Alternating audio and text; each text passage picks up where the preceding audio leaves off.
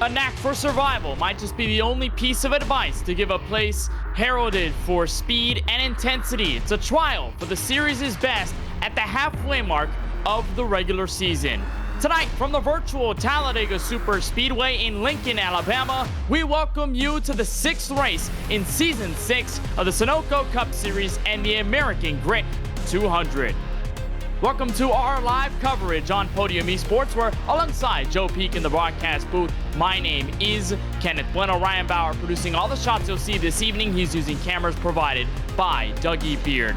Joe, there are possibly thousands, if not millions, of ways to describe this type of track and its emotions with drivers and teams and everybody around it, and also thousands of ways you can describe the endings of these races. It is always intense, and the one thing that we know for certain, Joe, is that there's no certainty at a track like this, but it might just provide our 5th different winner of the season at halfway. Absolutely. This is kind of the great equalizer in a way, because yes, they're on their fixed setups at all the other tracks, but at this one it really does come down more to strategy and how you play your cards. You're going to have to work together with everybody a little bit. You're going to have to try and be a little selfish at times, but more than anything, like you said, you need a sort of sense of self-preservation out there to try and get to the finish, because that is job one at today's race, is get to that checkered flag. If you're on the lead lap by the final lap, you're in with a shout. We're going to see those ideologies at present throughout this race, whether drivers want to stay in the back, whether they want to be in the front. It's all about keeping that car in one piece. It's the first time we see Talladega Super Speedway since early October of last year, back in Season 5. But one thing is for certain as well, Joe, we are already pushing halfway in this shorter regular season. We did have 36 races last time we raced the series like this in the Sunoco Cup Series. This time it's shortened down to 20 in full. We end the season in August, and right now we've only got 5 different winners. But at this point, Joe, you might have to start considering picking up the pace a little bit. If you're one of those guys that are lacking back in points and don't necessarily have a lot of momentum on your side, tonight could be, like you said, a great equalizer, but also a nice turning point for the entire season. Absolutely. I mean, since it's that win and in method of running the championship, then Talladega is really a good shot if you can't find yourself with pace at most of the other tracks. This one really gives you a good opportunity to maybe sneak a win and be in the shot for the postseason. So there's going to be some drivers maybe making some moves in desperation, and that might bring out some of the cautions and cause some of the troubles that we'll see out there. So like you said, it's just so many variables that you cannot predict today.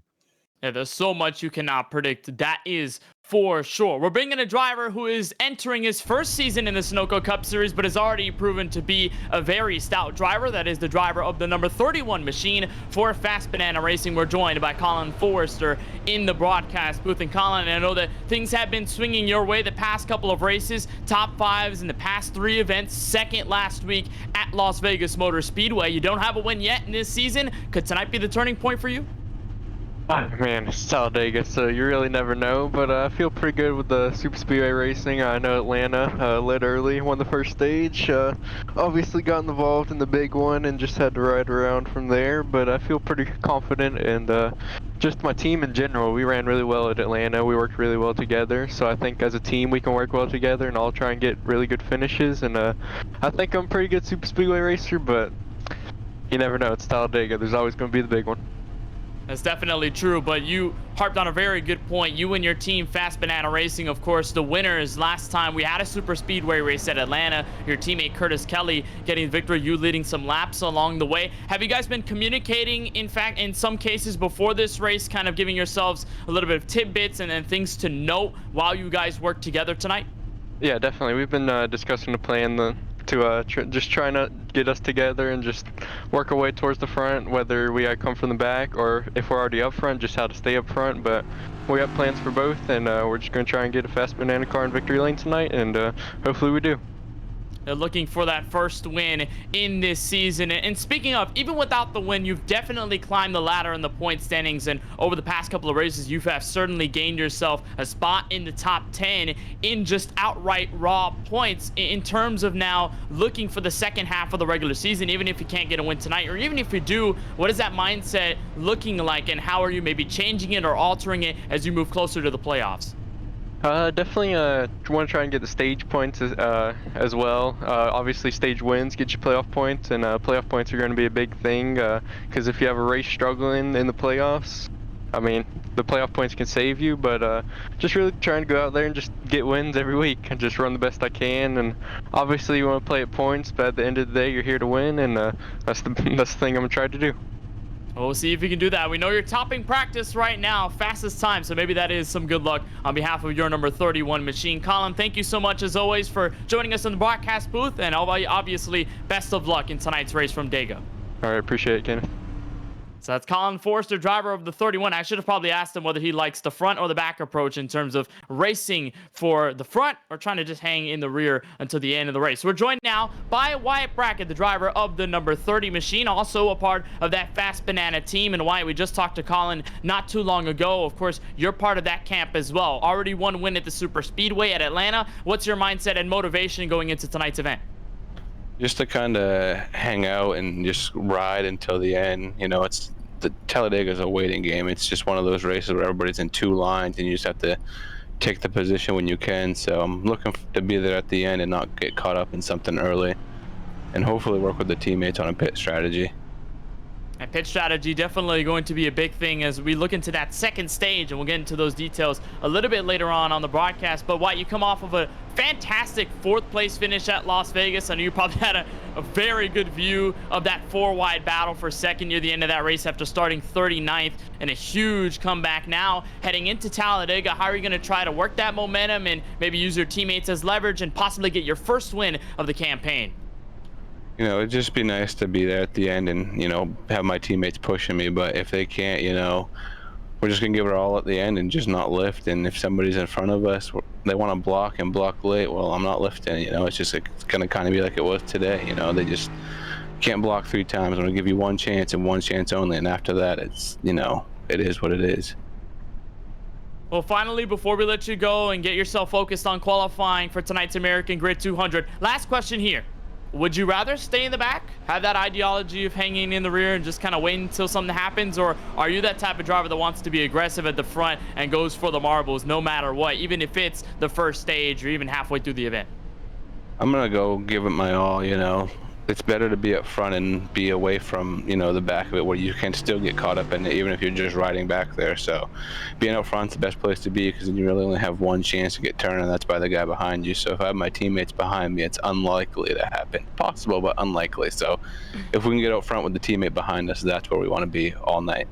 Being at the front, like to hear it, and we're probably going to see a lot of the entertainment at the front, and hopefully with you up there. Wyatt, of course, thank you so much for joining us. We appreciate the time, and as always, best of luck in tonight's race from Talladega. Thank you, guys. So that's Wyatt Brackett. We talked to Colin Forster as well. Joe, 2 drivers from that Fast Banana camp, and we talked about it. Fast Banana, the winner. Last time we were at a Super Speedway, albeit it did take us a while to find a winner off of race control's decision that probably lasted about 5-10 minutes. It lasted like 5 years in my head. But nonetheless, you know, these Super Speedway races come down to teams. And while they may have some individual impact, these drivers, teams and the numbers certainly mean something when you have 4 or 5 or even 3 drivers out there willing to work together, have a cohesive plan to the end. Absolutely. Having someone in your court that you can rely on is going to be critical because, yeah, you can form alliances, but if you don't have anything solid there, then you really can't know if they're going to be with you all the way to the end. At least with your teammates, you know, you can get that last lap, and then, of course, it's going to be kind of everyone for themselves. But just having that kind of extra trust, and then more than that, you heard him mention the pit stops. That's a big thing right there. Knowing who is coming in when and that you've got a group with you is going to be key if we get those green flag stops. Yeah, that is true. And here at Talladega, as big of a track as it is and as green of a race as we might have, we could see pit strategy in the mix. Joe, take us through this Talladega Super Speedway. Obviously, from a first glance, it just looks like foot flat to the floor, turn left, but there's a lot of things to be aware about this track in Alabama.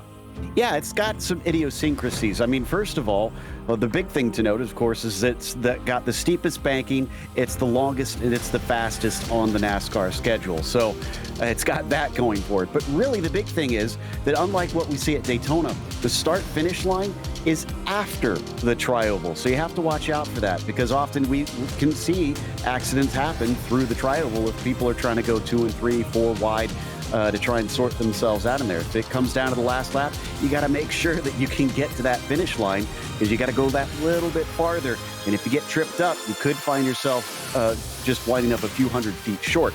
The big thing, like we said, is trying to work out how the pit stops are going to be. And in that is also coming down to making sure you hit your braking point in the pit lane. You better have practiced it up to this point.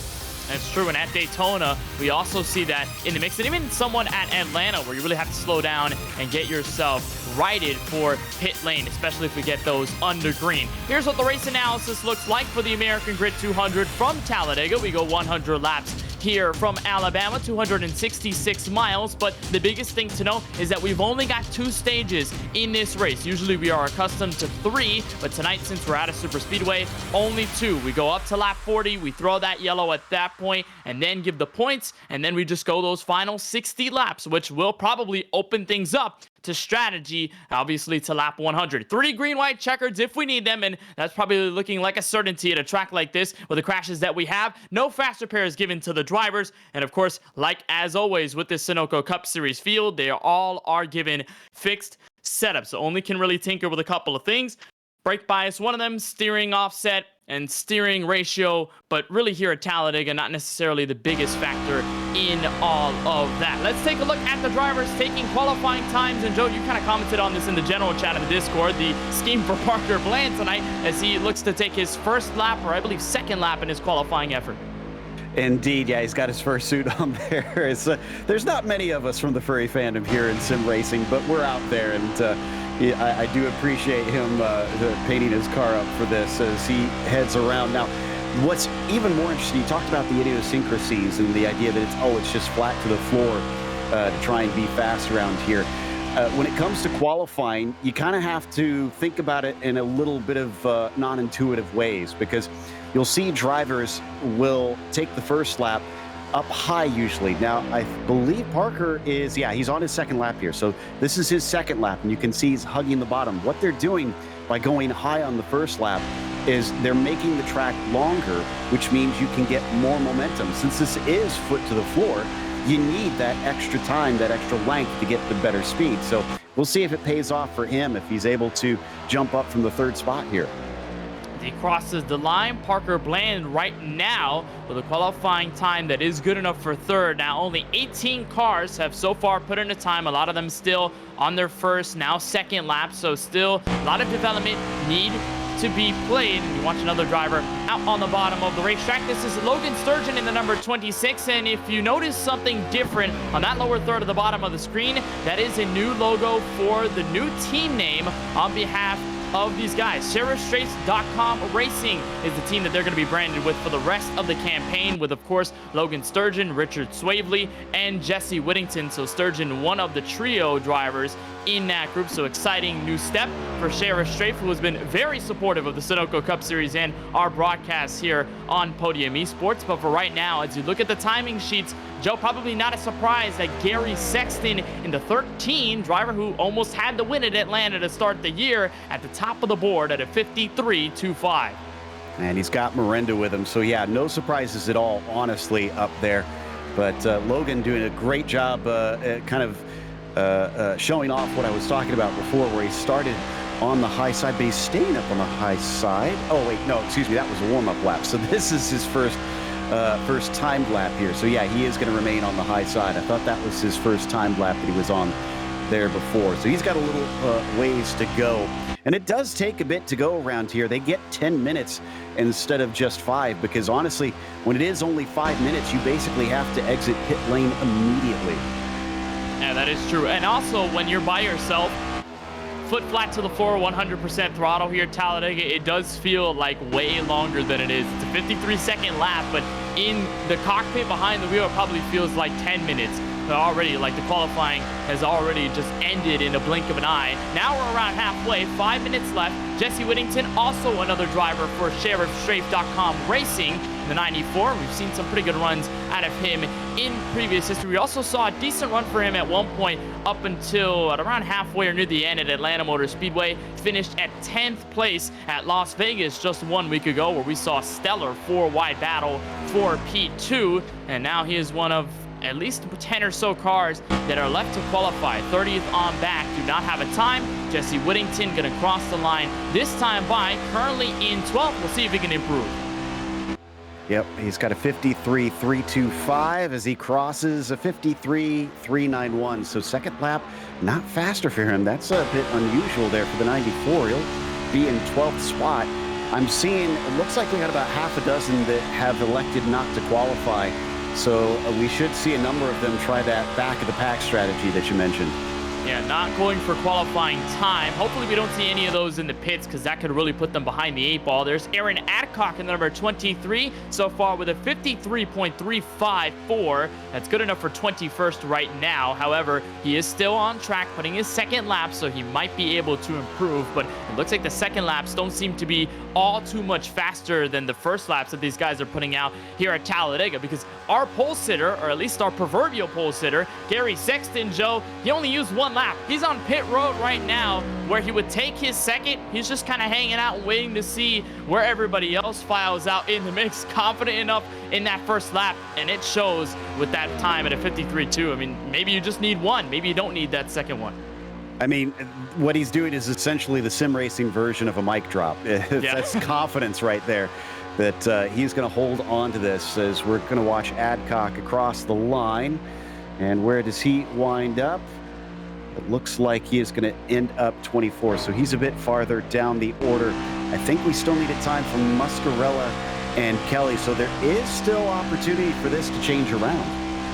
It's true. Curtis Kelly right now on track, crossing the line for lap number 2. Of course, Kelly, the winner at Atlanta Motor Speedway, in that somewhat controversial finish with James Kunkel. It took a little while for race control to officially decide the winner of that race. Both of them at a standstill on the front straightaway. That was certainly nail-biting, to say the least, but Kelly out of that fast banana camp was definitely one of the faster cars in that race near the end and deserved a spot. Obviously got that win. He's locked into the playoffs for this year. Joseph Mohar in the 46 for SKSimRacing.com.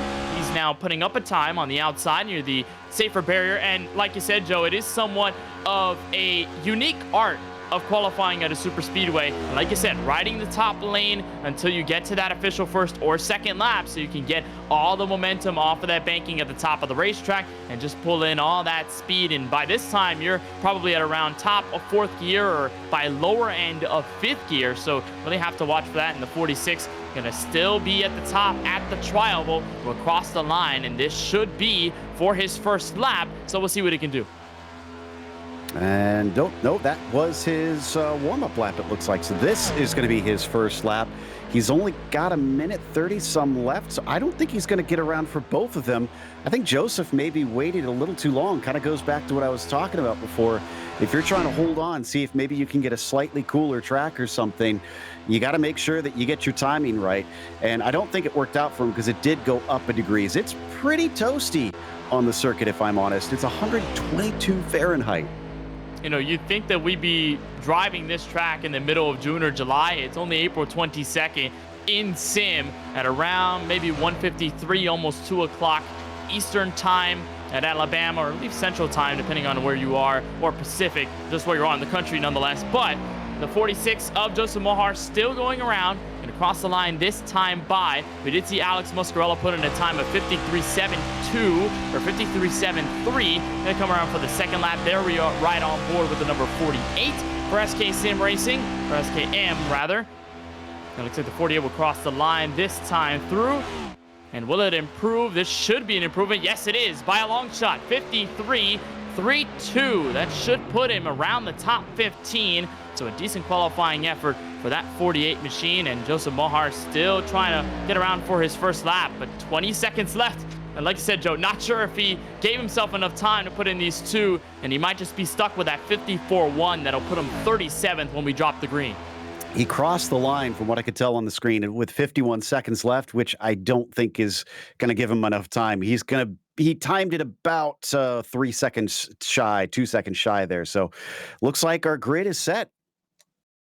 Indeed it is, and with that, we'll take you trackside and give you your starting grid for the American Grit 200 from the virtual Talladega Superspeedway. Gary Sexton and Mario Miranda completes a 0G front row lockout. Sexton with a 53.256, Miranda with a 53.273. Both of them going to be the first drivers to see the green flag tonight. Austin Reedy lines up in third in the 96 machine. Steven Stempien, last week's winner at Las Vegas Motor Speedway, going to look to go 2 in a row as he rolls off from P4. Brandon Banks, the first driver, inside the row number 3. And in the top 5, Curtis Kelly, the winner at Atlanta Motor Speedway to kick off the year. He's on the outside in P6. Warren Kyle Keith for SKM Racing, and the 24 is 7th. It'll be 8th for the number 68 of Ryan Kendall. 9th place will go to Richard Swavely in the 32 for, of course, that newly named SheriffStrafe.com racing team. And Fast Banana represented by the driver we talked to not too long ago, Colin Forrester, in P10. Bill Schoonover is going to start from 11th, and he'll have Kevin Hurley to his outside. Alex Muscarella will be starting from P13. Then it's Parker Bland in the 14th spot. After that, James Kunkel will start in 15th. He's got Kip Easley to his outside. Jesse Whittington starts P17. He'll be flanked by Lawson Peel. Then you've got Joe Sanchez in 19th, and at exactly halfway through the field, it's going to be Isaac Mock. In 21st, you'll find the number 85 of Judd Danielson. He'll look to his right and he'll see the driver on his outside. That is the 88 of Justin Winters in P22. Wyatt Brackett rolling deep from this field in 23rd. He'll have Brad Fulham on his outside in 24th. That'll be row number 12. Zach Wilson, a lot of work he's got to do from his Toyota Camry perspective. He's 25th. 26th will go to Austin Shoemaker in the number 14 car. Aaron Adcock and Chris Pogard line up the drivers doubled up in row number 14 before you find the final 2 inside your top 30. In row number 15, Garrett Brown in the 16, Dakota Curtis in the 10. Sean Kalis starts 31st. Then it's going to be Justin Miller next to him. Dakota Wilson starts on the inside of the next row. Logan Sturgeon will be P34. You've got Justin Erb in the 35th spot, and Chris Shoemaker starting P36. Joseph Mahar in 37th, the last one to set a time. Then it'll be Ray Rogers to his outside, and the last row is Casey Knighton and Charles Phelps. Now, it looks like we are seeing 2 EOLs, including for our pole sitter. Yeah, our pole sitter, Gary Sexton, you see him there on the inside along with Wyatt Brackett. Both of them are letting the entire field by, given an end-of-line penalty for missing the driver's meeting. So Gary Sexton, despite putting in that stellar time to be at the front of the field, he's now going to have to work from the opposite end of this race, and that 30 of Wyatt Brackett in the same boat. So unfortunate for them, their qualifying time's not really going to be rewarded at this stage, so no 0G lockout. Instead, it'll be 0G represented on the outside of row number 1 with Mario Miranda, and of course Austin Reedy, who was back in row number 2, now gets to move up an extra spot. So I guess some clean air there for the 96. That's probably just a saving grace. Again, 100 laps here from Talladega Superspeedway, 40 laps for stage 1, 60 laps to conclude this event.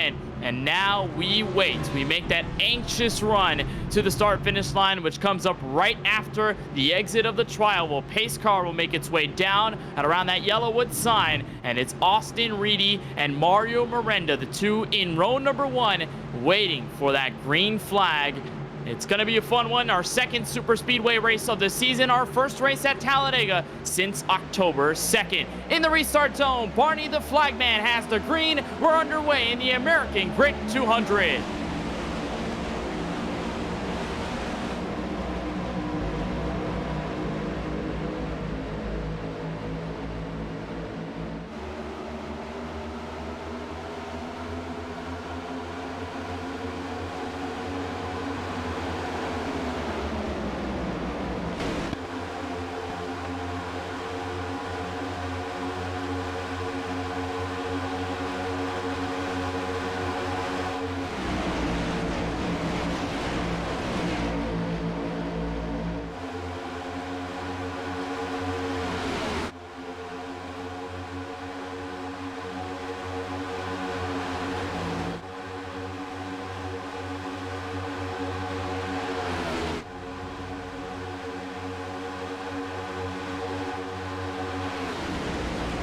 Mario Miranda taking charge on the inside, but flanked now by your current race leader, Curtis Kelly, wasting no time to go to the very front, pushed by the 68 of Ryan Kendall. But here comes the shove back on the bottom. Steven Stempien with a nice look on the rear end of the 99 of Miranda. Both of them going to even out on the back straightaway, clear through lap number 1. Yeah, Miranda wanted to get to that bottom line pretty quickly. I'm curious to see which side is going to be the preferred one, especially since we saw on eNASCAR not long ago, also with a fixed setup, that the high side was actually working extremely well all throughout that. But it's probably going to come down mostly to who can get organized and push. But we did hear from the drivers. It's probably, or at least hopefully, going to be a little bit more calm in these early stages, just trying to tick these laps off. Yeah, it's true. A lot of it is about just maintaining your own ground, staying where you are, and in some cases experimenting with what's going to work and what might not. As you see the outside line just open up, Ryan Kendall move to the bottom of the inside lane. He'll look for the lead, but this time Fast Banana will be joined together. Curtis Kelly and Colin Forrester, both on the same camp. They're going to work together on the high side. Got a big run as well with Kevin Hurley not too far behind in that red and white Target Chevrolet Camaro. So they'll try and even out with your leaders. And the exit of turn 4 seems to be all smooth for now. 3 wide near the mid-pack of the field. It appears to be the 47 of Isaac Mock trapped into center. Garrett Brown and Alex Muscarella on either side. As there's Gary Sexton, you can see his car right behind that number 16, already up to 17th from dead last on that end-of-line penalty. And that is a perfect illustration of just how little track position means, other than trying to stay out of trouble in case there's a wreck. Now, speaking of which, the 68 has not been getting the best of bumps from Miranda. In fact, they're still wobbling around a bunch on the bottom as we're going to ride with Gary Sexton, who is slicing and dicing his way up. You know what? This is just called not caring at all, knowing his skill at super speedways and knowing that he can confidently get to the front where he was supposed to start after that end-of-line penalty got him, or before the end-of-line penalty got him. Ryan Kendall is loose on the inside, and you were right, Joe. The pushes from Miranda to the back end of the 68 did not look friendly, and it's wiggled him several times. Now we finally come to the breaking point. Miranda gets to the lead, Kendall trapped on the bottom, and James Kunkel having to check up to avoid running over that 68's rear bumper. Brandon Banks will now fill in the bottom, and a huge gap. And guess what? Gary Sexton has moved up to 4th. He's occupied that group. It looks like 0G, all 3 of them on the inside lane for now. Yeah, it's the other thing that people don't realize when they just assume that this is, put your foot to the floor and go and turn left.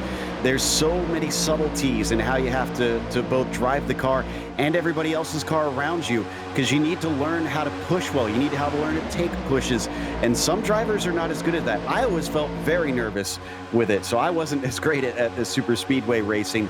If you get someone like Mario had with Kendall in front of him, it can be extremely nerve-wracking with them wobbling about in front of you. And it's true, and also when you're giving the push to a driver in front of you, you really can't see anything apart from just that rear bumper, so it can be really disorienting, and in some cases you kind of forget where you are in the grand scheme of things. You can give a poor push even if you don't necessarily mean it. We almost had a challenge for the lead by Gary Sexton. He moved up top, but then his 0G teammates slotted up with him. So Miranda, Stempien, and Sexton, those 3 Ford Mustangs at the very top, they're going to tail line this thing in turns 3 and 4. Meanwhile, they continue to scrapple for 2nd, or rather that's 4th. The 24th of Warren Kyle Keith up the racetrack, and a big block on Curtis Kelly. Yeah, that was really poor timing, to be honest. Kelly did the right thing and just tried to get out of it, and thankfully didn't cause a big checkup behind. So we carry on. This is a little feistier than I expected. I figured, like I said, that we'd see a lot of drivers just kind of get in line, hold station, and not worry too much about getting track position here. Obviously, they do want to try and get themselves up for the stage points, but we still got a ways to go before we even get there. And lap 40 is when we make that mark. Here comes a driver on the inside. Matter of fact, 2 or 3. Warren Kyle Keith duck all the way to the bottom. Kip Easley now going to flank him on the bottom. And has some run by the 46 of Joseph Mahar. So both of them going to try and make a double driver effort on the inside. It looks like it might not work, though. Everybody way too adjusted to that top lane. And it looks like Zero G continuing to control the rhythm in the first 3 or so spots. Now make it 3 wide around the top 10. James Kunkel with no help in the sucker hole. So it looks like he'll drop all the way to the rear. And that top lane, Joe, just has so many drivers up there. It looks like it seems to be the most comfortable everybody wants to be at this stage. That bottom, although they're trying their dearest, with drivers like Alex Muscarella in the mix, you just have no response for now. There goes Kunkel in the middle with that number 3. Just nobody willing to give him a spot, and it looks like he isn't going to risk it at this stage on trying to slide in until he has a really good opening, because you can try and shove yourself in there, but then you can cause such a big checkup that can bring out the yellow. So I think he did the right thing in that situation. High line, absolutely the place to be at this stage. There are more and more cars that are siphoning up into that top one, and look at how far they are ahead. That's about a dozen or so cars now that you have to go back to get to the bottom line. And that makes it 13 and now 14 cars, if you can count it, going to turn 1 that are all single file. Warren Kyle Keith again flirting with that bottom lane, but he will find no support and nobody to go with him. Just a large distance between himself and, again, all those other drivers that man the inside. Maybe it could give him some help, but the advantage might just be too large for Easley and company. They're really going to have to chuck up, and they will. They'll stack up on the back straightaway before entering turn 3 and ultimately just making their effort for the front a lot worse in that instance where they really had to slow down. We saw a lot of this, Joe, at Atlanta Motor Speedway to kick off the year. We saw a lot of drivers on the outside coop up together, and as long as they can hold their line and just stay where they are, they would just have that near advantage over everyone on the bottom. And it feels like that inside lane, although it's the shortest way around the racetrack, even though you have a good amount of drivers there, it's just a lot more difficult to build up runs and just have something to say for those guys up at the outside safer barrier. Absolutely, and this is what I was talking about when I mentioned strategic racing. Once they figured out which line was moving better, they're going to throw their hat in with that, and then you just kind of sit. You're going to find your spot in line and let the race play out. For Miranda, that worked out great because he's up at the front with Stempien giving pretty good pushes, but then you get back down to about 11th or 12th where you got Parker Bland, you got Hurley in 10th, and they're way back down the line, but they're still in the top line. This is still the faster line. So for now, this works, but you got to be flexible if you start to see something else happening, and especially if you're someone like Parker Bland here in the 18, you got to be open to new ideas, essentially. If you start to see a line move or you see some drivers working together, try throwing your hat in with them, because he doesn't have as much to lose as, say, those guys up at the very front. That's true, and he also doesn't have a lot of teammates around him. Parker Bland in the 18, a driver for TOW Racing. His teammates, Chris Pogard, Justin Erb, and Dakota Wilson. None of them around him directly at this stage of the race, but you look at the teams represented from first, at least all the way back through P7, first through third, all from Zero G, fourth through seventh, all from Fast Banana Racing. So the teams are working together, and that pretty much gives it more of an incentive to not make moves and to not make things feisty at the front. They're just going to stay single file for as long as they can. They want to remain with their teammates. On board with Jesse Whittington in the number 94, back in 24th now in the midst of some 3-wide action before turn 1. As Joseph Mahar on the outside in the 46, and the driver way up at the top, the 11 of Ray Rogers. But now it appears, Joe, they're starting to get a little more comfortable on that inside lane. They're building more of a repertoire and getting some more drivers in there, so we might see something change, but at least for right now, Kip Easley not able to clear at least 11th for the moment. Yeah, and I think the ones that are really concerned in this situation are those below 33rd place. We've got just a handful of cars that have dropped off the main pack. They're the ones that need to get a yellow or something at this stage, because they've got no means of catching up unless they really work together well. This main pack is going to be hard to catch for them, and they basically need to be with them, because if they go a lap down, essentially only one of them is going to get back on because of the lucky dog. It's true. It goes from 34th place, Zach Wilson in the 51. Here's a look on board with the RTR Motorsports Toyota Camry. Justin Winters behind him in the 88 machine. And again, this is just all single file. They're not catching up to that huge group at the front. but they're just hoping that either yellow comes out and bring them back in the mix, or at least something else can go down to the point where they don't have to go a lap down, like you said, Joe, and then pretty much have to play catch up for the rest of the race. Because let's say if this race goes clean into the end, you only have that one yellow at around halfway, lap 40. So really, there's not much you can do. Get yourself back on the lead lap. And with a track as big as this is, it's not as easy as a short track, or even in some cases a mile and a half, to get back on the lead lap. It really takes a really dedicated effort and a lot of luck. 3 wide around the mid-pack. Dakota Curtis in the number 10, getting some help from the 85 of Judd Danielson. 3 wide for 13th. Yeah, now middle line starting to form up as well. Curious to see how this works, although they're waving about quite a bit. They're going to have to try and get something really locked in. And it does look like they're starting to get some friends working together, but now they abandon it as I see Mahar jump up to the front, to the top there in the 46, and the 24 is going to join him. So just as quickly as it started to come together, it's going to dissipate. It's all going to happen very fluid out here. There's basically, it's not like you've got a highway where everybody has lanes. They are kind of defined, but they're not really, and there's nothing that says they have to be one way or the other. You're just gonna have to go with the flow.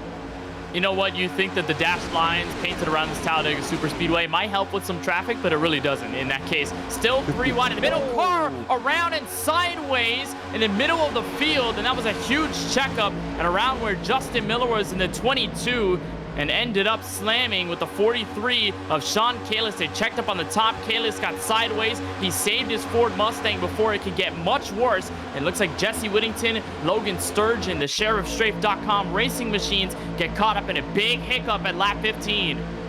Whittington, I think, got the worst of it here. You're going to see the 43 not see the checkup coming, and Whittington just comes along the side and scrapes it up, and that damages his suspension. So he now has a black and orange flag. He's forced to come in and pit, so he is going to go a lap down. It's a huge, tough break. There's Sean Kalis, who just ends up in the bottom end of that checkup. And there's Jesse Whittington with the damage that he accrues on his Chevrolet Camaro. Again, he was working with his teammate, Logan Sturgeon, in the middle of the pack with the 94 with that damage. He has since put it down to the pit lane, and it looks like he is now getting repairs, and indeed he will be put a lap down. First driver, 1 lap down or more here in the American Grid 200. Still your top 3, Mario Miranda, Steven Stepien, and Gary Sexton. The 0G Ford Mustangs have been on a roll. We did talk about, Joe, the progression for Gary Sexton after what was supposed to be a pole sitter start, ended up as a start in the back of the field. He's now on the podium, but the other driver to get an end of line penalty also in that same progression. 7th place you'll find Wyatt Brackett. We talked to him earlier in the show before we dropped the green flag. Remember, he also got the end of line penalty for missing the drivers meeting. He's now with his teammates, with Austin Reedy, Colin Forrester, and Curtis Kelly, and a big movement from the back of the field. These guys have been absolutely aggressive, but they've been making it work. Been interesting here to see who's up at the front. Miranda, Stepien, and Sexton. Miranda and Stepien both have wins. Sexton came very, very close. So these are 3 very fast drivers up here. Obviously pretty hungry on this one. Curtis Kelly, though, is kind of the one I'm keeping an eye on to see what he's got up his sleeve. Looks like we got a little bit of movement down there at the bottom. They're starting to make inroads there. I'm trying to see who that is leading this group. That looks like the 10 of Dakota Curtis.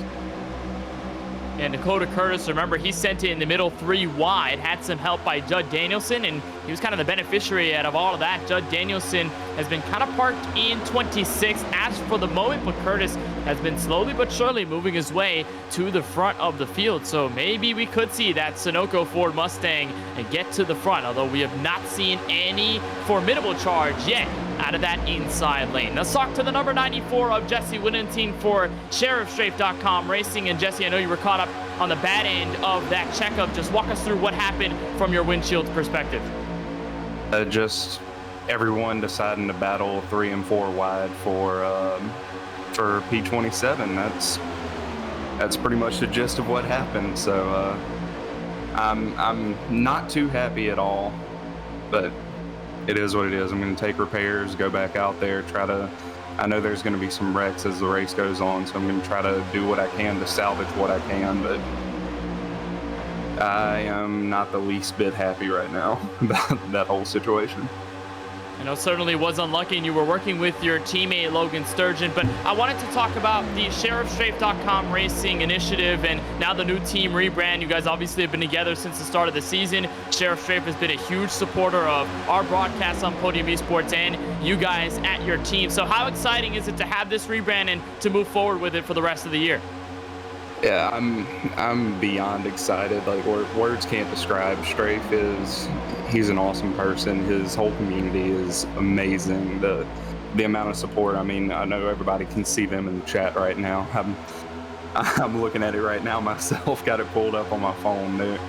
All of them are going off. All of them are going wild over all of this, and just their enthusiasm and their support of all of this means so much. And all of this with, moving the team to SheriffStrafe.com racing, it was a huge move, and I'm very thankful, very grateful that Strafe has given us this opportunity, and not only helping us out, but helping you guys out on the broadcast, helping out the league with their exposure, and doing what he can from his end. He's an awesome person, and I couldn't be more grateful for, this opportunity that we have as a whole. But nonetheless, we see the support in the Twitch chat. They have been absolutely electric, even before we dropped the green flag. Jesse, I know it was a tough race, but hopefully you can get back out there and go get him on the track. Best of luck tonight. Thank you very much. Y'all have a good rest of your night. So that's Jesse Whittington in the 94. Unfortunately, with that damage, had to put it down pit road. He is currently 6 laps down and still getting repairs in P40. Joe, things have gotten absolutely insane. And around the front of the field, we saw Gary Sexton move to the bottom. Now it's 3 wide and around the back end of the top 10. Joseph Mohar, Warren Kyle, Keith, Brandon Banks, all 3 wide heading for turn 1. Yeah, Warren and Joseph basically shot through the middle to get up to the front of that bottom line, and then suddenly we're a bit surprised, I think, because that 13 car of Sexton, he actually had to go to the bottom because he had no other choice. There's a big checkup in front of him between Stimpy and Miranda, so he dodged to the side so they didn't cause a big wreck, and that unfortunately put him out of line. So now he's trying to find his way back forward. And this actually, I think, has been a great turn of events for the bottom line, because it looks like Sexton's doing a great job with Keith, although he gets a little wiggly there coming through 3 and 4. But this is a good team. This is the best pushing we've seen on the bottom for some time.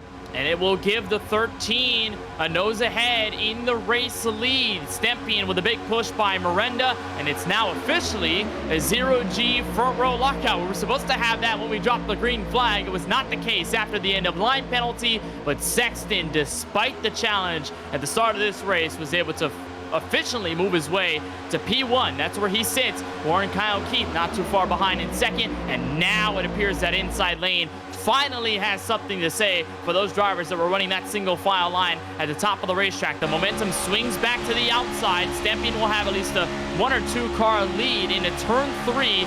But just again, watch those 2 drivers on the bottom. That 24 giving a masterclass of a shove. They have pulled away from Chris Progar on the bottom. Gary Sexton back to the race lead.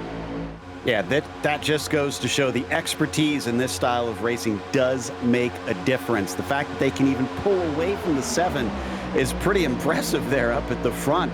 So they're doing some great things, but Warren Kyle Keith does have to be aware. It's not super hot in the air temps out there today, but the more he is tucked up behind that spoiler, the more he is going to overheat his engine. He is going to have to duck out and get some clean air on it sometimes.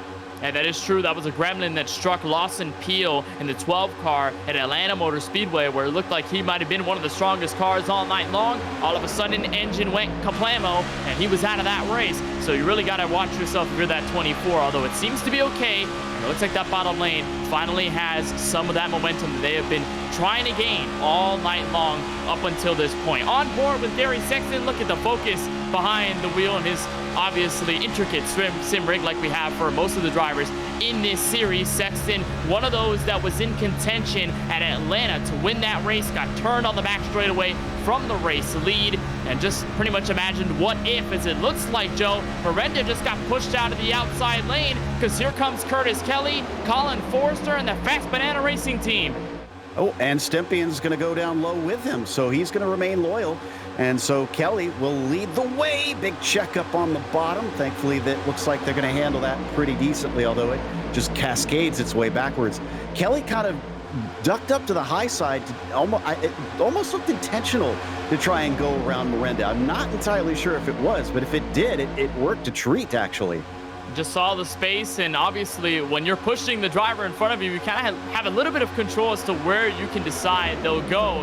It looks like Kelly just might have either pushed him out to the side, just saw that space and went for it, and obviously his Fast Banana teammates must have been like, let's go, because they went immediately with him. And now top 4 all occupied by Fast Banana Racing machines, with Curtis Kelly, the Atlanta Motor Speedway winner, directly at the front. Stempien and Zero G looking to mount a response on the bottom, but for right now they have nothing for those 4 cars on the top. And how about 7th place Brandon Banks? Haven't talked about him all too much tonight. He started in 5th, and he's been around this top 5 and top 10 at the start of the race. The driver for Drinkin' Bros Racing doesn't have many teammates around him, but it's been a solid outing for him so far. As soon as I say that, he'll drop to the bottom and join Zero G and Chris Pogar. It looks to be 5 cars manning that yellow line.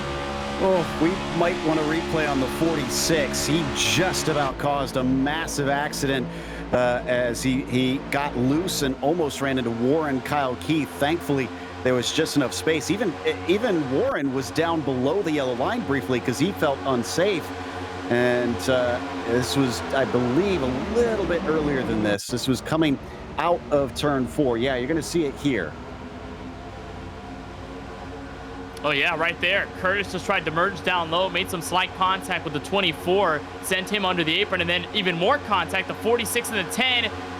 Man, that 24 must have had a brown pants moment, had to check up, make sure he did not slam into that 46 of Joseph Mahar, and somehow we stay green, and there is no caution here at Talladega Superspeedway. Here's what happened with the 24, a little bit of an unsettling bump, merges back, thinks it's all okay, and then the 46 just goes right in front, crosses over the nose, and that could have been disastrous, but fortunately, everybody keeps their wits about them, and we stay green with about 12 laps to go in stage 1. Excuse me, pardon me, just coming through for a moment, and some of you may have noticed that they are sometimes going below that yellow line, but then try and get back up there pretty quickly. Now, the rule is that you can go down there, but you cannot take positions. So the drivers obviously don't want to stay down there very long because they don't want to seem like they're trying to gain some sort of advantage. And that goes completely around the track. It's basically there as just kind of a safety valve, and generally you are required to stay on the racing surface. We watch 3 wide as Curtis Kelly maintains the lead. Driver on pit road. In fact, multiple on the lane, starting with Zach Wilson, Justin Winters, Justin Miller. Miller hits the inside wall at the entrance of his pit stall. He's going to miss it. He'll back up and lose a lot of time. It looks like Ray Rogers in the 11 is also in to follow. Saw a lot of that in the chat. So, Joe, our first taste of green flag pit stop action with about 10 laps to go left in stage number 1. Do we think that this might just be a strategy by them to gain track position once the yellow comes out, or is there just a possibility that none of these guys can make it and they have to come down at least once before that yellow is thrown?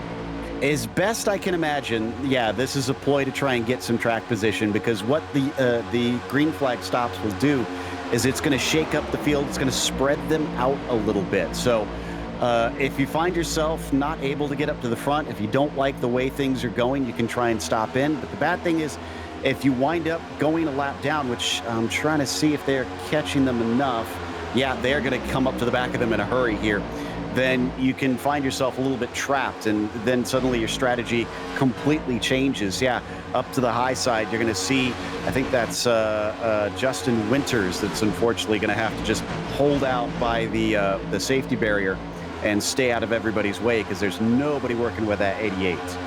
And just somewhat interesting as well to see these pit stops unfold from them, as here comes a majority of the front pack. Dakota Curtis leading them down, Steven Stepien, Miranda, Sexton, Joseph Mahar.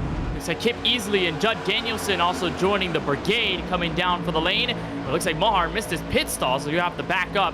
And all of these drivers now coming in for their first batch of service. It'll break up the front of the field. Now 2 versus 2, all 4 of them from Fast Banana Racing. They're going to be joined by the rest of the pack at the exit of turn 2. But it looks like now, Joe, we're just seeing the teams come in collectively. I was about to note that those drivers that had come in, apart from Justin Winters, were all members of the RTR Motorsports camp that had been hanging around in the back of the field all race long.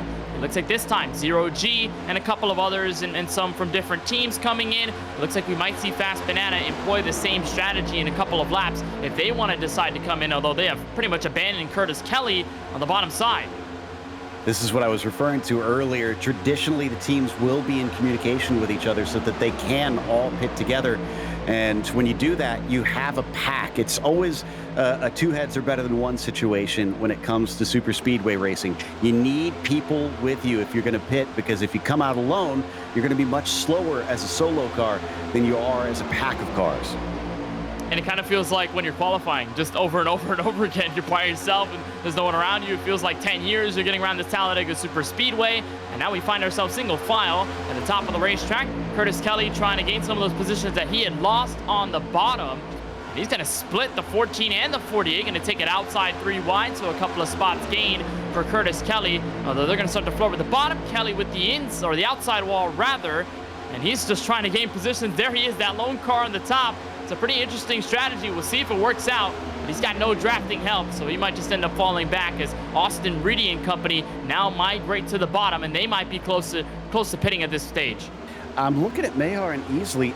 Did they only take fuel? Because I'm only seeing about 6 seconds that they were stationary, and I'm not sure that that's even enough for 2 tires. I think they just did a splash and dash. Yeah, it might have just been a splash and dash. I think the only drivers that we see that probably took tires is the Zero G camp. Stempien, Miranda, and Sexton all at around 13 and a half seconds on their stops. So it's practically interesting to see how they're unfolding in all of this. Here's Austin Reedy now out of turn 4. They have been to the bottom, so we might be expecting pit road soon enough. Although we do have at least 7 laps before we get to the conclusion of stage number 1. Reedy, Brackett, Forrester, Keith, and Hurley, your current top 5 as it runs. And we've been talking about guys like Kevin Hurley and Warren Kyle Keith in the mix, but haven't really put the spotlight on them. They have been some of the fastest cars all evening, and they've been pretty consistent and comfortable. Running here, he's Kevin Hurley, who started this race back in 12th, but he's made some good progress, and I think most of the time when we've seen the lead pack in frame, that 25 is there, that bright red Camaro, hard to miss. I'm not sure that I like this call from the 46 to the 8, if I'm honest. I'm keeping an eye on the lap times because it's just 2 of them. Yes, they gained a lot, but they're only about 4 seconds ahead of the next group. So I'm starting to think they're going to get caught very quickly here. And yes, they will have tires left over, but that doesn't really mean a lot of track like this. I think I would be worried that they're going to get freight trained. Yeah, it's true. They might get freight trained, and when you think about drivers a lap down at that point, it's only going to get worse when you have that one caution. And so far, we've spent this race under green, so there hasn't been that safety net of drivers getting into big ones or drivers crashing. We probably almost had 1 or 2 of those incidents, almost, but it hasn't been a certain outcome. So yeah, I think you're right. The call by those drivers in the back and with the 46 and all those guys, I think they're just doing it just because they want that track position. They kind of have no other choice, and they're probably going to get absolutely bombed by everybody up at the lead end of the pack. So still no pit stops from your leaders. For Austin Reedy, though, you have to imagine there might just be a concern. He's that driver in clean air, Joe Peak, but he's also the driver wasting the most fuel. He's got his teammates behind him, so safe to say they might just work with him in saving some fuel and at least not wasting the most. But you think by now, 4 laps until stage 1 is over, that they're probably just going to run this to the end. Yeah, most likely they're trying their best to make it to there. This might be close. I need to check to see what the fuel mileage is going to look like on this, but I didn't think that they would be able to get to lap 40. Apparently, I guess if they were riding in the back, maybe they had saved enough And you can see we're on board with Dakota Curtis here, who is a lap down, trying to push his way forward. He's allowed to try and get his lap back. It's just, as you mentioned earlier, extremely difficult to do so, and still nobody is taking the pit stop. Yeah, nobody is, but look at the drivers behind Dakota Curtis. While this 10 is trying to unlap himself, Ryan Kendall might just be shooting for the race lead. He's a lead lap car, so is the number 14 of Austin Shoemaker. You're right on board with his Ford Mustang for Prestige Worldwide Racing. He's been on a nice move up since the start of this race in 26, and now up to the top 3, and maybe make it second by the time we enter turn 3. It's a nice shove on the bottom end by Wyatt Brackett and Austin Reedy. A little swivel near the rear of this pack 48 of Alex Muscarella merging to the bottom. He'll take that spot behind Colin Forrester, and for a moment it looked like there might have been a threat by Kendall and company, but that will mitigate itself quite easily as the cars on the inside will stack up, and now they're going around. Warren Kyle Keith into the outside wall. He'll bring a couple of other drivers with him, and with that we'll get our first caution of the night at lap 37. And this is the worst news for those that went a lap down here. I think Dakota Curtis is going to be our one to get the lucky dog in this, but everybody else now has been trapped. So let's take a second look at this. Yeah, that 48 was starting to make some big moves there, and I think it happened behind him that it started to erupt, because they get into 3 lines, and that can easily be handled here at Talladega, but everybody's got to mind their P's and Q's, and it was just a bad bump in the end that kind of unleashed it. It seemed to be somewhat of a chain reaction. That 71 of Curtis Kelly makes that slight bump to the 9 and then ultimately gets into the 24. Of that, you'll see our first crash of the night. Our first caution for incident on track, although from race control, we might just have ourselves a stage 1 over. There's Chris Progar in the 7. Someone barely getting by, maybe a bit of front-end damage, but Progar going to hold on to 14th, and it looks like Warren Kyle Keith might also not deal with that big of a detriment in track position. He's going to be inside the top 15 as well. So yeah, you're right. For those drivers who had been put a lap down, who thought it was going to go green until the stage end, officially at lap 40, and now they've got a couple of laps early, so they're going to be on the struggle bus here when they try to unlap themselves for what's going to be a 60-lap run to the end of this race. The good news, though, for these drivers at the front is that they held out for so long while everybody else went down. They can just take their stops, get some fuel, have a calm pit stop, and get out without any problems. And there's Dakota Curtis, Justin Winters, all of them trying to get the wave around. Yeah, so staying out, and I'm worried for Warren Kyle Keith in this situation, though, because he probably got a fair bit of damage from that. It looked like some decent hits involved there, so he's better hope that car is nice and clean, but we'll see who comes out ahead on this. And Austin Reedy really enjoying how that one went, the fact that he held out. That's always a gamble when you try and go long there on those green flag runs, because you never know what's going to happen, and sometimes it just works in your favor, and he's actually going to come out first on the pit stops. And he will lead us back to the green flag. More from the American Grid 200 from Talladega. Don't miss our coverage on the other side here from Podium Esports. Austin Reedy in the race lead at lap 39. Janice.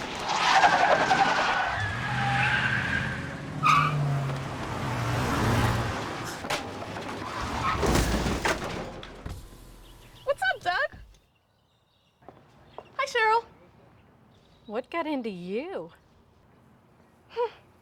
At Sunoco, we know how to fuel peak performance. We've been doing it for American racing for over 50 years. Fuel your best. Fuller. Yeah. Needed F-150 for Smith build. Got it. Yesterday. I know. Don't forget my BMW. Gotcha. Check this out. All the major online automotive sites in one place. BMW, done. F-150, done. How's he do it?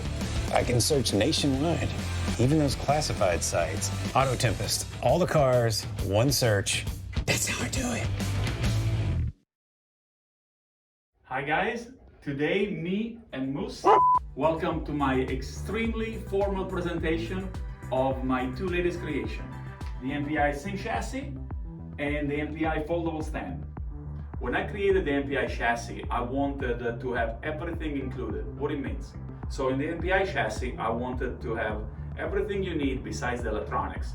So it has the keyboard tray, mouse tray, adjustability, TV stand, computer stand, super stiff pedal assembly, a seat that if you want, if you don't have a lot of space, you can fold it. If you have limited space, I solved your problem. The MPI wheel stand, you can use any component you want on it, and at night, fold in half, very limited space, and you can put it away. You can use your own chair, your own TV, problem solved.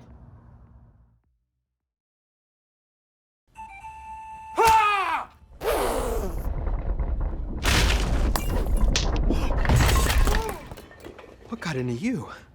At Sunoco, we know how to fuel peak performance. Fuel your best.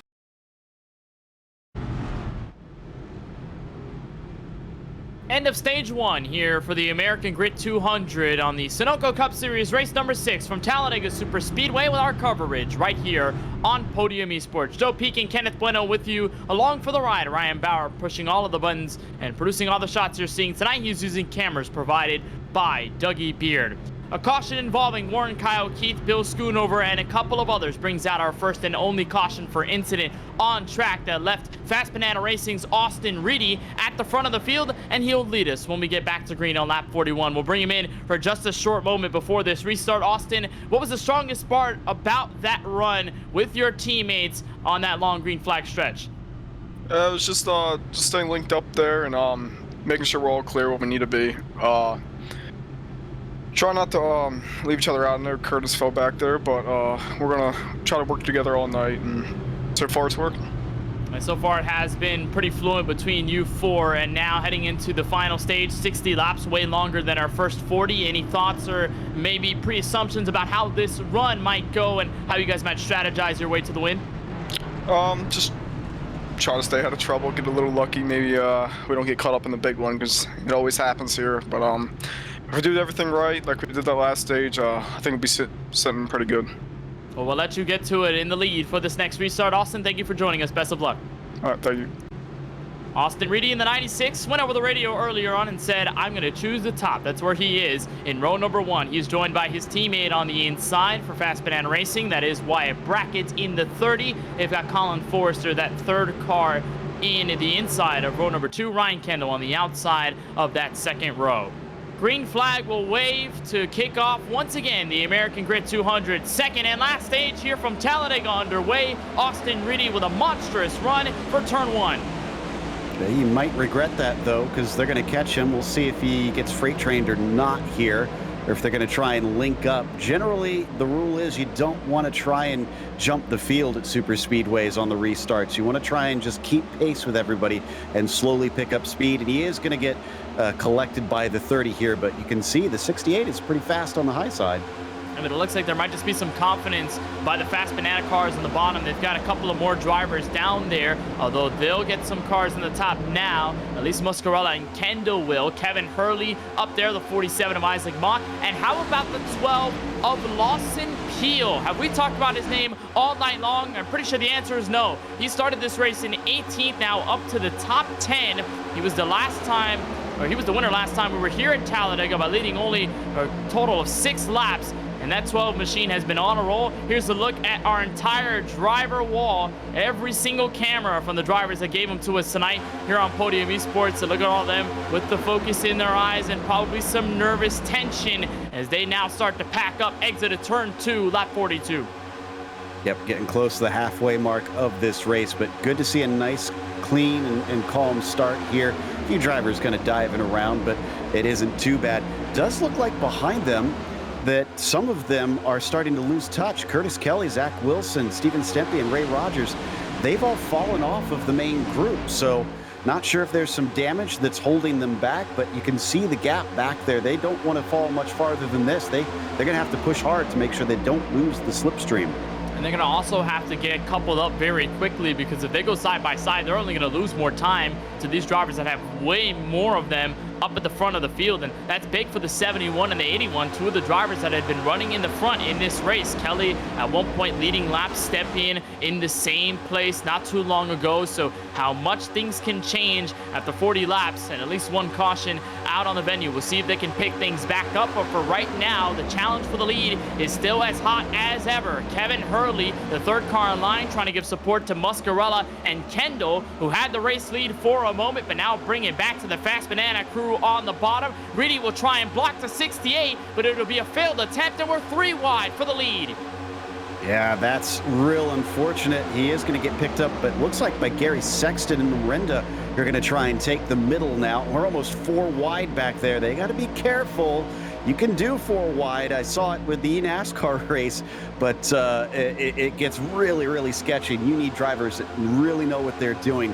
He's going to start to come back, so it's not a huge loss for him, but you're going to remember that. Drivers never forget stuff like that. And you talk about 4 wide. Well, think about 4 wide last week at Las Vegas Motor Speedway. You were in the booth for that when they were going for second in turns 1 and 2 with about 2 laps to go. The fortunate thing for Reedy, like you said, he's got some help behind him, so the fall off won't be that drastic, and he's got some aggressive drivers too behind him. At 13 of Gary Sexton, that 99 of Mario Miranda. So things ultimately might work out. Sexton's gonna leave that 96 for Justo in the middle lane, and here comes Sexton at a look for second. And nobody likes that 96 tonight. That's twice now he's been abandoned in basically 2 laps. It looks like the 46 is going to hook up with him and try and get him back forward, but it is a constant state of flux now in this group. He jumps down to the bottom. I don't blame him. I would try to get in the middle of a line instead of trying to run this as we now hop on board with the 18 of Bland. And look at Bland pushing back those luscious locks on behalf of our good friend Devin Henry, who pretty much coined that term when we were covering this series not too long ago. Now Austin Reedy pushing the aggressive button. He's going to move to the inside. He joins his teammate Colin Forster. We're 3 wide for the lead, but caution flag will come out before we get the results of it. We'll try to officially identify who it was. It looks like Austin Shoemaker and Justin Miller, those around on the inside of turn 3. Miller with heavy right front damage. This is going to be one of those wrecks where you feel really sheepish afterwards, because look, there's only 3 cars together. It's not like it was a big pack where things were unclear. Did he get a bad bump here? No, he just kind of drifted up. 14 just had a little brain fade there, unfortunately, was not given the clear, and the 2 came together. And that 22 getting the worst end of the contact, right on board with them, so catching up to this group. And then he'll see the drivers on the inside slowly creep up to better than 1, obviously, in the draft. And then that 14 just creeps up, makes that contact. And Justin Miller gets out of that with some heavy right front damage. And that totally completely ripped off. And as he skated toward the grass, that car just did not have any grip. And it just turned, and the front end not gripping whatsoever. That 14 also with a heap of damage on his bar stool Ford Mustang, and it looks like for him, he's also going to have to take it down pit road for some damage repair. So second caution out for on-track incidents here at lap number 46.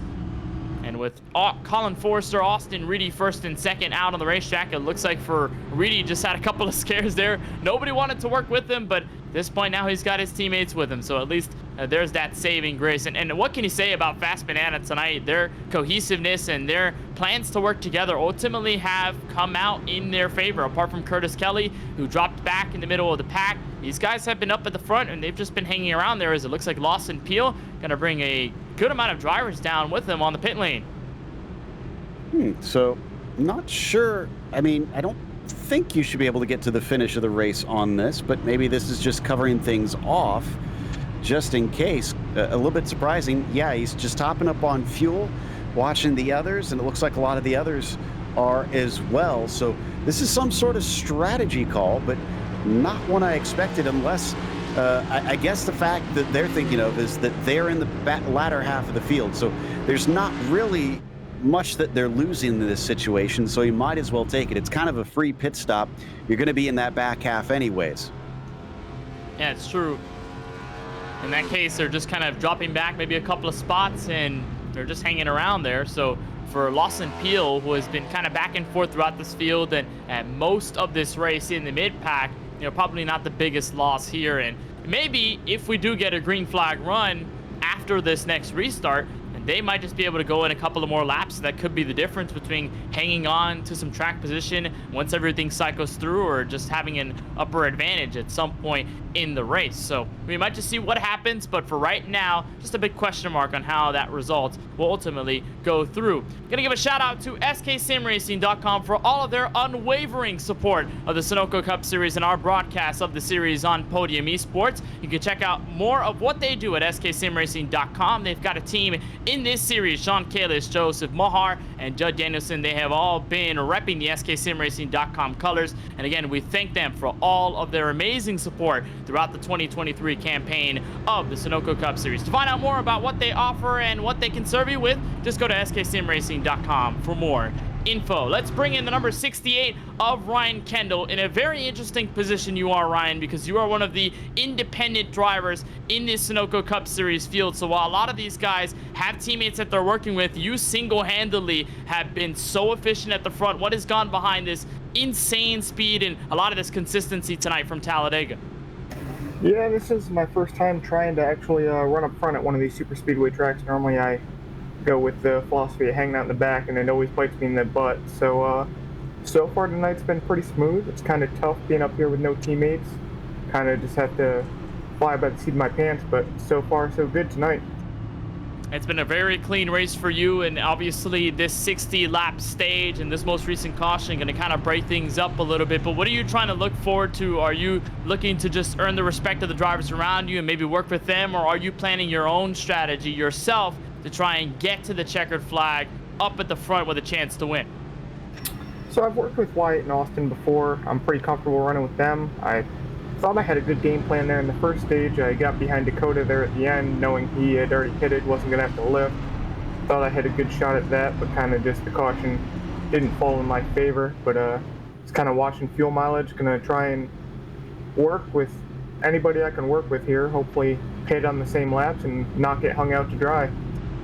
It's been a great race for you so far. Hopefully that trend only continues to go upward. Ryan, thank you so much for taking some time with us on Podium Esports, and best of luck on the next restart. All right, thanks, guys.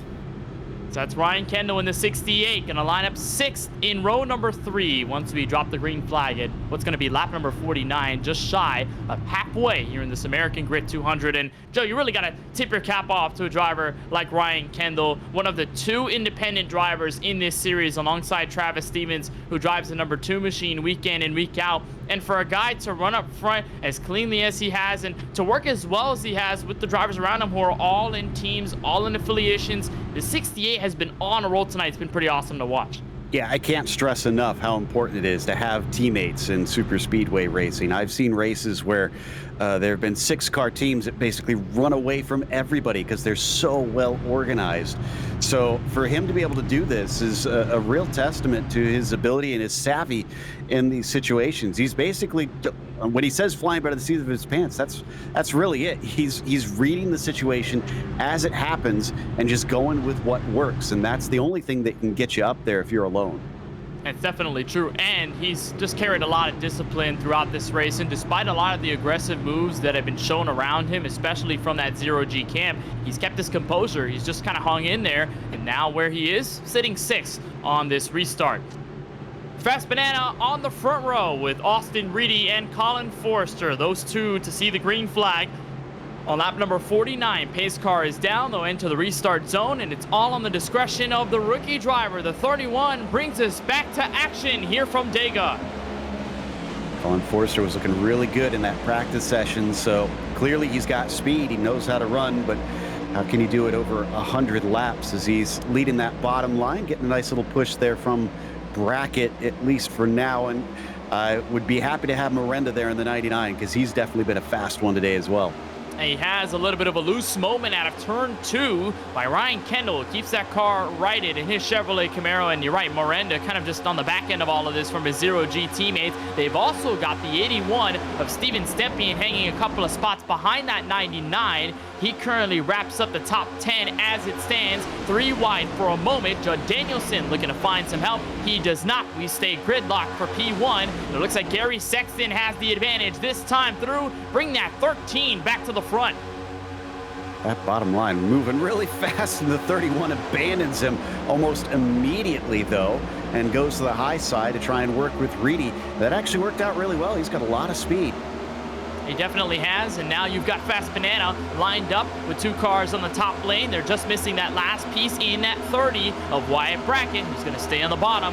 And all of a sudden, inside, outside, now looking as even as we've seen it all night. Remember, early in that first stage, though, we saw a lot of outside domination that could really get out to multiple cars of leads, and they went up to 14 cars clear before you found that first battle with drivers on the inside. Now it appears that both lines have found themselves at the best place possible. Now here comes Brackett, tries to ditch the 13, but lo and behold, Zero G working together. Miranda gonna split that 30, and they're not gonna have a chance at the lead for now, but Brackett gonna get stuck on the bottom, and Parker Bland to give him some help. Yeah, that was really quick reactions from everybody in that team to move up that lane as quickly as they could and try and help out Gary, because that could have been a lot worse. I mean, look at how far back the bottom line is after that. You got to try and make sure that you stay in line, because as soon as everybody starts to fall out of line, the speed is just going to bleed away incredibly quickly, and that was a real graphic illustration of that. And the last thing you need is checkup after checkup after checkup, and then all of a sudden that bottom lane is irrelevant in the conversation. For now, it is saved. They have officially organized themselves back together, and for the first time we see, and now an inside lane and an inside crash. The 3 of James Kunkel around at the apron, hard into the inside wall, and for the 3rd time tonight from Talladega, we have a caution for incident out on the racetrack, and that 3 of James Kunkel went for a ride, and appears to be one of, I believe, 2 or 3 cars that also got some contact, but that 3, the main victim in it all. Here's a look at the replay. Yeah, so what happened here is he was trying to take avoiding action as there was a bit of a checkup with the 71 in front of him. Mock also got checked up, but he got loose, and then unfortunately you saw him just get right into the side, kind of similar to what almost happened with Gary Sexton, and I think it was Mahar in front of him before that just about ran into him. So this is what happens when that doesn't work out. And for the 3, that was a massive, massive hit. And just caught that bump on the bottom, and that car lifted off the ground by a couple of inches. And there's the hook by the 47. Ray Rogers getting a piece of the wall. That 3 right there jumps up on the rear end and slams into the safer barrier, not once but twice. And then finally comes to arrest James Kunkel. Remember, one of those drivers that was in contention for a super speedway win at Atlanta to kick off the year. In fact, he was declared the unofficial winner before race control turned it over to Curtis Kelly at the end. Here's a look at Dakota Wilson for TOW Racing on back end of this. Just kind of has somewhat of a front row seat, sees the smoke build up. There's that 3 migrating to the bottom, and fortunately, Joe, I think it was just a luck situation that nobody else got into him as he was traveling down. Yeah, everybody was super heads up on that. Very great avoidance there by Aaron Adcock, and poor Ray Rogers was kind of the only other victim in all this, but that's because he was up to the outside wall and had no place to go, so he just got slammed into it and was able to carry on. We'll see how much damage he winds up having. So only 3 cars when it came out in the middle of the pack. How many times can we avoid the big one here? I'm not sure. We've only seen a couple of cars and get some incidents, but it appears we've seen not many large crashes. We've just only seen a couple. I think that's might just be a good thing that we're not seeing huge big ones, but nonetheless, caution is out again with 48 laps to go. And Gary Sexton now holding the 4 at the front. Mario Miranda in second. Joseph Mahar has done a fantastic job of putting himself in the top 3. And while we've seen some up and down movement by Joseph Mahar, remember, for SK Sim Racing, he is an affiliate driver of Zero G. In fact, all the drivers from sksimracing.com racing are. Now, that 46 has been doing a nice job ever since that sort of strategy kahoof that happened at around lap number 39, lap number 37, around the end of stage number 1. But nonetheless, some pretty good looks from the 46. And it appears now under caution again. And we've seen Zero G and Fast Banana go back and forth all night long. And it kind of turns me over, Joe, to the overarching storyline of team standings. Well, yes, we look at individual standings in the playoffs and ultimately an individual champion representing a team we do also talk about team standings, and that is calculated in this Sunoco Cup Series. If you look at it right now, after what was Las Vegas last week, Zero G holds that lead at 211, Fast Banana at 200. So these guys in a league of their own, because then third place RTR Motorsports is at 145 points. These guys have been back and forth at each other's necks all race long on track. That might just be an extra thing to add on into it. The team standings playing a factor in it too. Oh, and that gets personal. I can guarantee you, when you've got your friends in your corner, you want to see them succeed just as much when you're fighting for the team's championship, because that affects you too. So yeah, everybody is going to be basically very high strung when it comes to this front pack because of the way that these battles are going.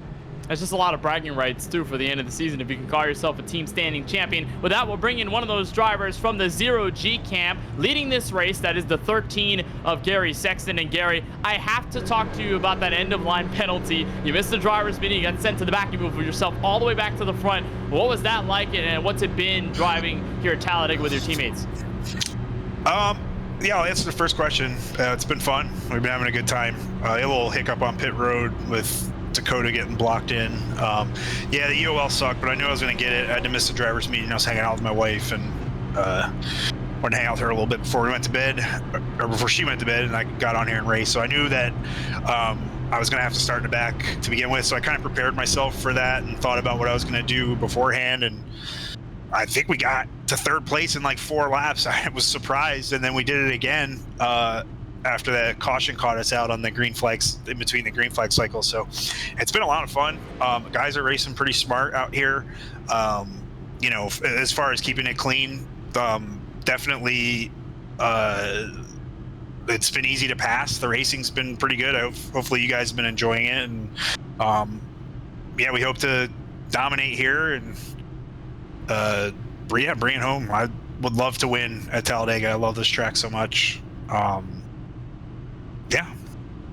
Hey, Gary, it's Joe Peak up in the booth. I'm very curious, which is more nerve-wracking, trying to take a win at a super speedway race or trying to run a company? Definitely running a company. Now, if I was doing this in real life, it'd probably be the opposite. But yeah, running a business is, as you know, it's not easy. There is things that come up every week that I had no idea, I'd never even considered. So it's definitely given me the skills to be patient and think a little bit more outside the box and help out. And it's, yeah, definitely running a company, but this is not easy either. Well, Gary, nonetheless, we certainly appreciate the time. Best of luck as you man this next restart. I appreciate it.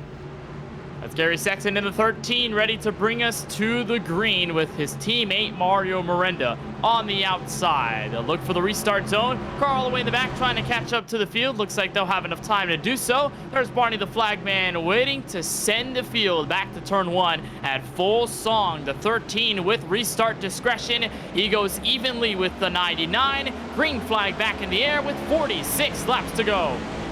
I'm expecting that 99 to drop down low here as quick as he can. And so far he can't, unfortunately, because that bottom line is the one that's moving instead. So he's going to have to hope for some sort of opening pretty quickly. And it's like only 3 cars strong on the outside now, make it around 5 and maybe make it 7. It was a large swing up to the top. And that 13 going to join with the teammate, the 81 of Steven Stempien. Fast Banana looking to side draft on the inside, although they're going to have themselves without any luck going in at turn 3. It might just even out with the 85 of Judd Danielson at this stage. And now every Zero G driver is up at the front. Gary Sexton, Miranda, Stempien, and Dakota Curtis, all of them now manning at least 1st through 5th, apart from Joseph Mohar in the 46 for SK Sim Racing. There comes the 31 with a challenge back on the inside for turn 1. Yeah, they got a little bit of speed there, but the 46, I think, just backing off for the tri-oval briefly, although the inside line is shorter, so through the banking, looking pretty fast here on that bottom line. Let's see what happens down the backstretch. Looks like they'll have control. Aaron Adcock looking to go to the middle, but has no help. Going to back down to the inside lane. How about Kip Easley in the number 8 machine? We talked about him as the sole driver, holding on to that bottom lane when that outside really had no other people fighting against them. And now it's Kip Easley has found himself into 4th. And look at this huge breakaway from the inside lane. Nobody in the top getting at least organized enough or having enough momentum. I think they might also just be backing out here. Yeah, color me surprised. I'm not sure if this is an intentional call from the 0G guys or what, but they just got stomped on that one. I thought it would have been a bit more of a fight. They're not going to the bottom when they had the opportunity, though. There's a big opening behind the 51 of Zach Wilson, and they're going to elect to try and hold it out on this top side, but they've now lost the 46 on top of things. Mahar dropped like a rock. And they have really lost touch with those leaders on the inside. And at least from what I've noticed, Joe, there's a lot more dissipation in this field from what we saw in the couple of restarts prior and even at the drop of the green flag. Now they're going to start to accordion back together, although there's only 4 cars up there. Now you look at more teams in conjunction with each other. Drinking Bros Racing looking to the top. Lawson Peel and Brandon Banks going to try and charge into the top 10.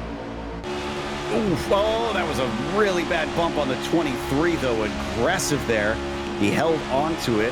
That was a bit of a late call. You got to watch out for those, and they do hold on to it. Yeah, it does not seem as organized at all, unless everybody was trying to just get to the bottom and run here, because it would make sense at this stage since there's no more stage points to worry about. Just hold on. 43 laps is still quite a while. Try and save some fuel. Try and just keep yourself in a good spot. Tick them off. I think about 20 to go is where you really want to start moving yourself to the front.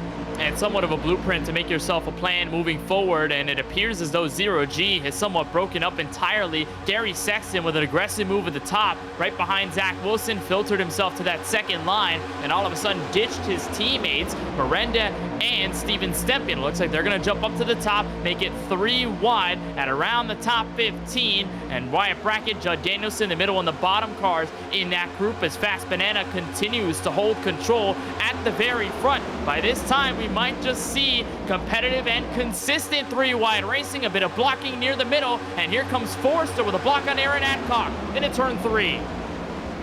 Ooh, 3 lines and all moving at different speeds. I think the 8 was trying to get in front of Sexton, but then decided against it the last moment with all the speed that he had. Sexton just taking a little glance of it. Ooh, and once again, there's a lot of blocking going on.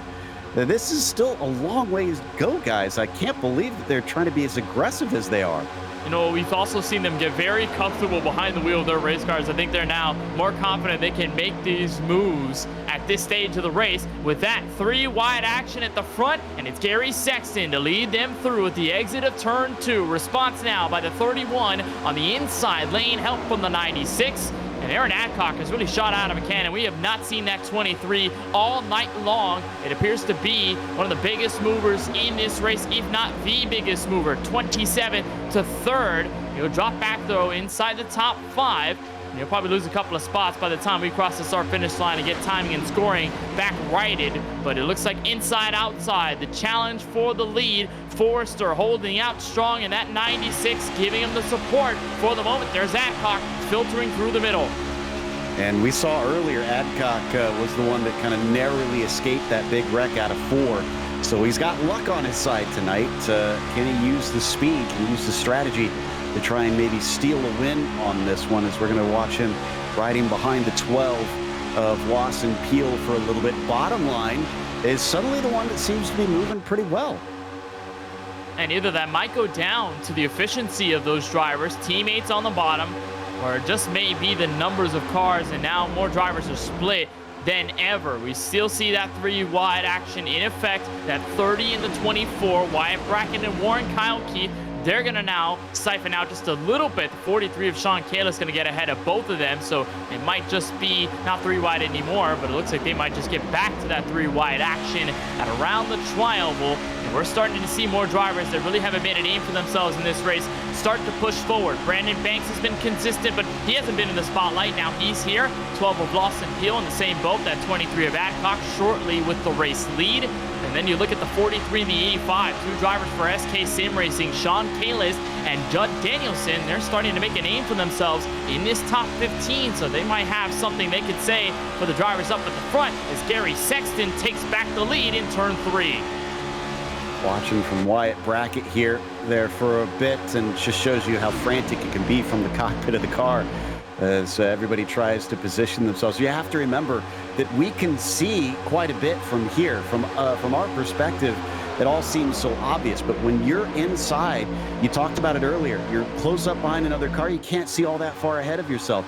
In sim racing, unless you've got a VR headset, you can't really look side to side all that easily. Even a triple screen has a pretty limited peripheral view. So you've got basically a very limited sense of what's happening around you. You have to rely on your spotter for a lot of what's going on. And also a limited amount of time. It's a really good point you put up, because you really can't see the drivers in front of you in a lane until you get to the corners. And when you're in the banking, you can kind of look a little off to your left and you'll probably see a car down there. But for the most part, you have to be 3, 4, 5, or even more cars deep in the line in order to really see one in effect. And when you're right behind that leader, the only thing you're seeing is that rear bumper and maybe a bit of that yellow line on the bottom if you're Austin Reedy. Here's a look at this second pack. This is developing from 23rd on back. Alex Muscarella, Bill Schoonover, among those that are battling for position behind Brad Fulham. Up ahead the road, that white Toyota Camry, who's the last one in this main pack. Now, for these guys, Joe, it's a more interesting situation, because you look at the drivers who were in that second pack in the first handful of runs throughout our green flag stints and before those yellows came out. And now, if this race stays green, 37 laps to go, you've got such a big gap. What are you trying to do at this stage? Yeah, at this point, this is going to get a little bit nerve-wracking for them, because they could lose out here unless we get that yellow. Mahar especially has got to be wondering, what happened here? How did I wind up in this group? And I'm kind of questioning that myself. I don't know why he dropped so quickly, and it honestly seems to have really hurt him badly for him to be this far back and now outside of the front group. So he needs his friends back to try and get into it. Looks like, I thought I saw some lap traffic in front. Yeah, they're going to catch Ray Rogers here, and that can sometimes cause a few issues. It just depends on where you catch him. Right now, if they catch him on the back straightaway, he could just duck to the apron, we'll be fine. That 11 of Ray Rogers was caught up in an incident earlier this evening. Here we ride on board with Chuck Feltz on behalf of Big Fish Motorsports, and he's got his teammate Aaron Adcock running up at the front. So definitely some good things, and they're working together on the inside lane as Rogers looks to the bottom. He'll duck underneath that yellow line, so he'll forbid the field at the front from any troubles as they wiggle very, very aggressively at the front. And it was almost a send around for Miranda and Stempian, who got a little too aggressive on the bumps. They'll travel down to the bottom of the racetrack, and maybe Joe Peak. I think I might see the first signs of green flag pit stops with 35 laps to go. Indeed. So who is going to elect to go early and put themselves in danger? So essentially what happens is you can take this gamble to try and get out of some of the mess if you feel like you and your group can work better together outside of the main pack. But again, you can fall victim to getting caught a lap down. We saw a couple cars have that happen in our first yellow of the day. So it's, at this point, if I'm honest, I would not make that call, as we got a few of them waving up to the high side. I think I'd maybe wait until more like 15 to go. There's Drinking Bros Racing making a move at the top with the 54 and the 12. Brandon Banks and Lawson Peel. They've got the third car, that 24 of Warren Kyle Keith. But apart from that, really no other drivers helping them. They really split around that 43. They've also got another car at the top. That is the 30 of Wyatt Brackett, but he's got no help either. So they're just going to be locked 3 wide by the time they make it to the back straightaway. And it's just all going to be about hugging that inside lane so they can find a way to their pit stall, although them checking up and probably saving fuel is opening up the door for Drinking Bros Racing. And for the first time tonight, DBR has the lead. Brandon Banks in control. Wow, so that was a real power move right there. But looks like they're dropping the 24 of Warren Kyle Keith a little bit. And he's got no friends behind him. 31 just going to blast around. Colin Forrester says, no thanks, I've got my own trio. And now they are going to shove up to the front. And they've got Curtis Kelly on the back end of all of that, so they're going to run the Dale line near the outside safer barrier. But there might have been a good sign for the 13, the 99, the 81, all those 0G guys on the bottom, because you had DBR take advantage of the open spot for the race lead. And now you've got draft, so you can just save a little bit of fuel. Maybe extend this run longer than you would if you were hanging out in the front. But now that possibly gets a concern running, Joe, for that 31 of Forrester. He's leading this line they'll probably pit sooner than later if they're running out of fuel at a faster rate. Things are probably going to get a little interesting on this call, and obviously in a couple of laps we're going to reach that window. Yeah, this all depends on if that 31 stays up at the front. Sometimes you can coordinate it to swap around. It can be a little bit tough, and that can cost you time. You can see it looked like, I think that was the 81 trying to side draft a little bit there. Yeah, that was Stempien just trying to get close to them and slow them down. That's a legitimate method that you'll see here in super speedway racing, as they also check up again on the bottom line. And here comes Fast Banana, the 31 of Colin Forster, going to have the lead into turn 3. 4 cars, make it now 5 on the outside lane. There's the 18 and now 6 with the 30 of Wyatt Brackett. Parker Bland and them going to check up on the back end of this group. The 31 in control, the rookie driver. We saw him fast in practice, and Joe, you've touched on it a couple of times tonight.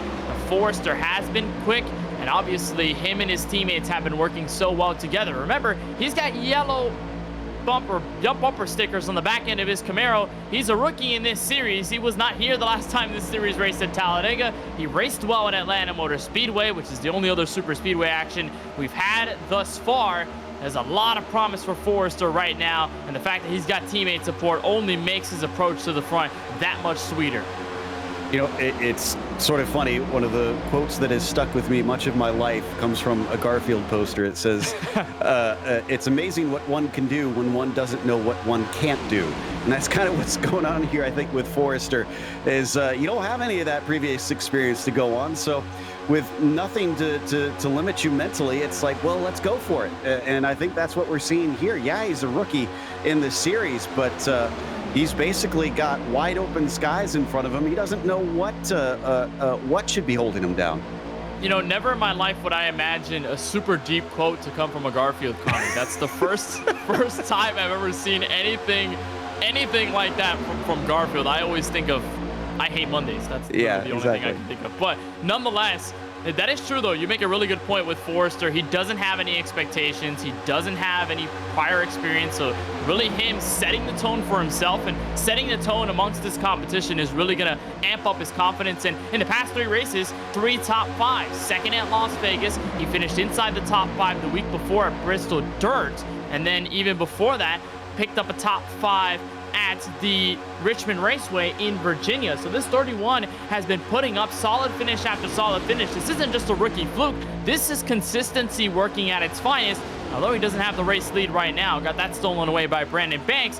This run at this time with his teammates might just be the best place possible if he wants his first win of the campaign and if he wants that golden ticket to the Sunoco Cup Series playoffs. Lawson Peel and Brandon Banks going to go up to the high lane. They're going to block the Chevy Camaros up at the top, and that's going to leave Gary Sexton with the lead and possibly some confidence now entering turn 3.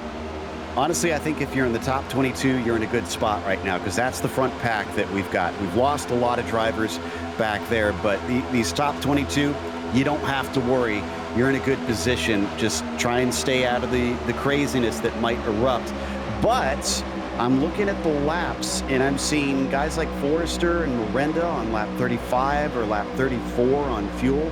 They've only got a few left before they have to come in. Yeah, that's true. And then you look at your leaders on the top side, Lawson Peel and Brandon Banks, and this turns back to that pit call that we were kind of confused by, Joe, a little while ago. Peel and company were kind of near the back end of the pack. They decided to come in for pit road. We were probably going to monitor them, and now here they are with 21 laps on their stint. They can extend this run by a good amount before they're forced to come down pit road with no fuel left in the tank. So with 28 laps to go, this poses an interesting scenario. If you're the 54 and the 12, you can go a little longer. Everybody else behind you really cannot. It's either about staying out, just holding your own, thinking you can hold the track position, or you possibly just fold, go with everybody else if you want that large pack to develop. Absolutely. And it is interesting, because the other thing we have to remember in all this is we have 3 green-white checkers out there. So if you're cutting it close on fuel, you can honestly screw yourself over a little bit. So you gotta consider it as though that you've got those extra laps. It's not gonna hurt you that much. This isn't a track where you're gonna be slowed down by the extra fuel on board. At worst, maybe have a slightly longer stop, but it's better to try and take it and cover off that possibility. We did see longer stops by the 0G cars. They all went for 13.5-second stops, which obviously indicates Goodyear Eagles being put on those machines, but they went for more fuel. A lot of the other drivers going for 6 or so seconds. Curtis Kelly in the outside wall, they just found themselves up there randomly and just drops back. Fast Banana loses 1 car. Yeah, I saw that out of the corner of my eye, and that was very strange. Not sure if it just kind of drifted up and maybe got a bad bump, but now Kelly is all the way at the back as we're going to watch Bland stuck in the middle. You can see how much that wheel is moving. That's really bad at a super speedway if your wheel is moving that much. And you're getting a big push as well from behind. That 24 of Warren Kyle Keith has not been lifting at all. He has been eager to get that 18 to the front. They're going to have the 31 block in front of them. That 96 of Austin Reedy, just kind of that third line on the outside. This is a huge run for Parker Bland, going to help him escalate inside the top 5. Forrester took a peek at the third lane, found no success. Now here are his teammates with the run on the outside in the trial. Meanwhile, we're side by side for the lead. Make that 3 wide for second. Here comes Forrester. It's going to get some help there from Reedy once again. So this looks like those two really enjoying working together. And is it just me? Do we have 3 teams all each in their own row here at the front? Yes, we do. Fast Banana, 3 cars on the top, that 3196 and the 30. Drinking Bros Racing with 2 cars in the middle, the 54 and the 12, and then 0G on the bottom, the 13, the 99, and the 81, and even the 10. So all 0G on the bottom. Yeah, we've got team representation, insane amounts of them here at the front, and now here comes 0G heading for the pit lane. This is what I was talking about. They were getting towards the end of it. They can't go forever. They basically have their hand forced. So they got to hope that we don't get a yellow before everybody else decides to come in, or else this is going to be difficult. Now, they can probably get back out on the lead lap, but they're going to have to really boogie and get in a line to try and stay ahead of everybody so that they don't get swallowed up by the pack. And the last thing you need is a pit road speeding penalty or exit or entry penalties. That's the one thing that really takes drivers out of competition. And ultimately, if this race stays green, could take them out of contention for the race entirely. They've got a couple of competitors with them, most notably Zach Wilson in the 51. But for the most part, 0G with a collective effort, all 3 of them, the 1399 and the 81, and also bring in the 10. They have been working well together. Looks like they come out of the pit lane without any problems. Fast Banana and company on pit road. No issues for the most part. Looks like everybody keeps it off of locking up the brakes. Austin Reedy, Wyatt Bracken among those in. Your leader now, Judd Danielson, Alex Muscarella, Justin Erb to complete the top 3, although all of them insanely separated. There's that 85, 6.5 seconds away from second place. Yep, so he's going to lead this race, but again, he's the only one out there. He does have Muscarella, Erb, Wilson behind him by about 6 seconds, so he'll probably get swallowed up if he doesn't pit this time. But even this one lap will probably lose him touch with all those that he was surrounded by before. And you look at the stops from the Fast Banana cars. Colin Forrester, the one to lead them out at a 12.2 second stop. Austin Reedy with 13 seconds on his respective stops. So a lot of that looks to be fuel call for a lot of these guys. Warren Kyle Keith, company chirping over the radio. I think he's saying just to let people by. And there goes everybody just trying to cycle themselves through. And the 51 of Zach Wilson might just be in the catbird seat. He's got 21st right now. They're going to try and catch up to Kip Easley and Joe Sanchez, who are occupying 19th and 20th. And then, of course, you've got all the drivers at the front that pretty much goes all the way back to beneath the top 12 or so before you get to around Lawson Peel. As Judd Danielson comes in for service, and you're riding on board with the 51. And Lawson Peel's story is a bit of a tragic one. He missed his pit stall. He had to go completely back around again and is going to pit alone. So he's going to lose touch as well. And we're down to 22 to go. There's definitely going to be some drivers that are desperately hoping for a yellow here. And that 12 was going to be one of them. You saw how well he was working with his teammate, that 54, Brandon Banks. All of a sudden, that has gone bye-bye. Challenge for the lead, slightly in turn 1. Justin Erb got pushed out of line. Dakota Wilson and Richard Swavely, Jesse Whittington among those in that group. And it looks like all of them going to get around that 20, and Erb's going to fall back to P4. But this is really what we're going to look at. The 30 of Wyatt Bracken, he's got the net race lead with Brandon Banks to give him support. and then it's just all single file from back then. But I worry, Joe Peak, if I'm these guys right here, because Zero G has locked things up and they've got a bunch of other cars behind them. They've got strength in numbers, so things might get rather dangerous for them in the last 20 laps.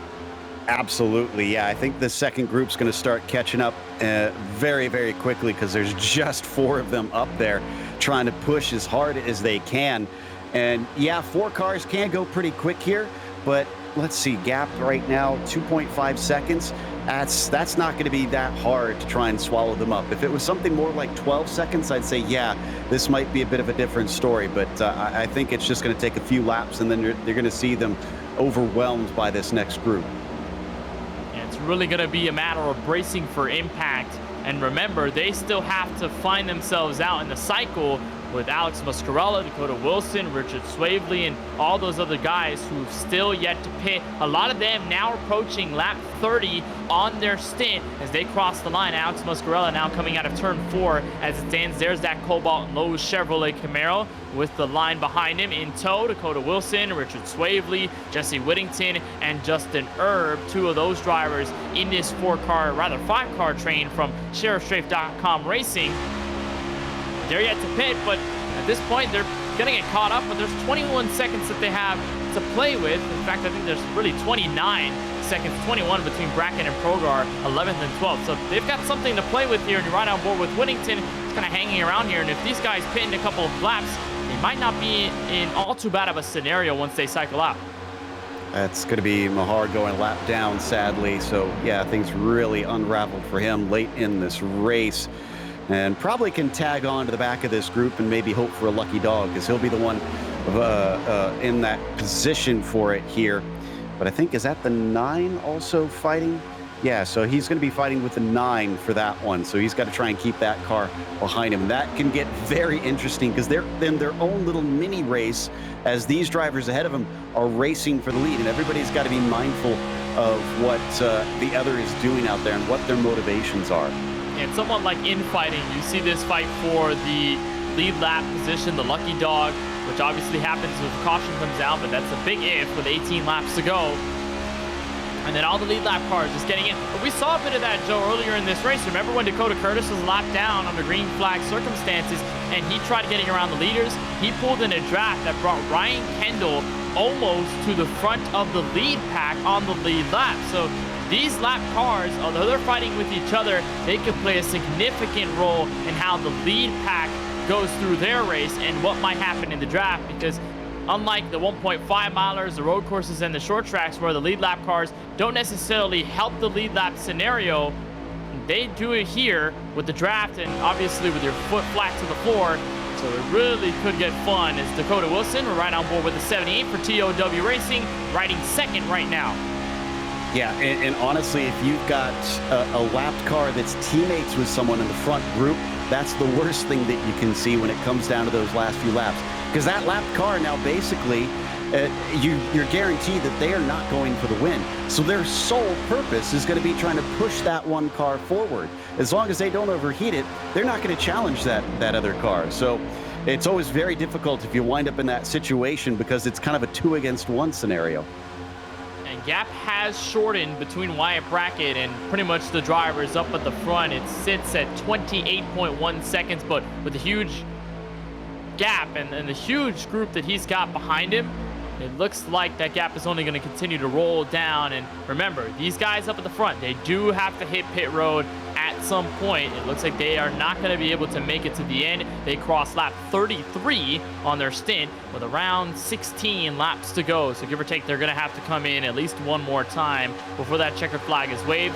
Whether that gives them the race lead if caution comes out, or whether that helps their scenario on the cycle, who knows, but they're just going to hold out for as long as they can. And at this point, Joe, if you've made your bet, you've got to lay in it. Your strategy is already knee-deep. You cannot back out of it. At this stage, the only thing that probably will is a caution, but we haven't seen that yet. No, but if I'm going by statistics, if we get down to those last 5 laps, I'd almost be willing to put money on the fact that we're going to get a caution because everybody goes a little bit crazy there at the end. It tends to slow down. It's almost compared often to a basketball game where everybody's starting to throw the fouls to try and use things strategically. Now, they're not trying to use the yellow strategically, but you get what I'm saying, that it's always going to change complexion there at the end. Now, it's not a promise that we'll get the yellows, but it's highly likely. Now, I'm keeping an eye on Wilson here, who's still leading that group. It's not been catching as quickly as anticipated, but it is down to 1.3 seconds. I think it's just a matter of time before they catch the top 4. It's a matter of time, but it really is taking its course rather slowly. You probably think that they would really freight train these guys in a matter of seconds, but for the moment, it doesn't seem to be that case. Either these guys are saving a bit of fuel, they're hanging back, or really it's just the nature of that 4-car train of the pack not being as slow as you would anticipate them being with the amount of cars that they've got behind them. Now, you see just how close Zach Wilson is getting, slowly but surely, on the back end of the car right in front, and Warren Kyle Keith right on with the back bumper of that number 24. They are catching. They're now under 1 second.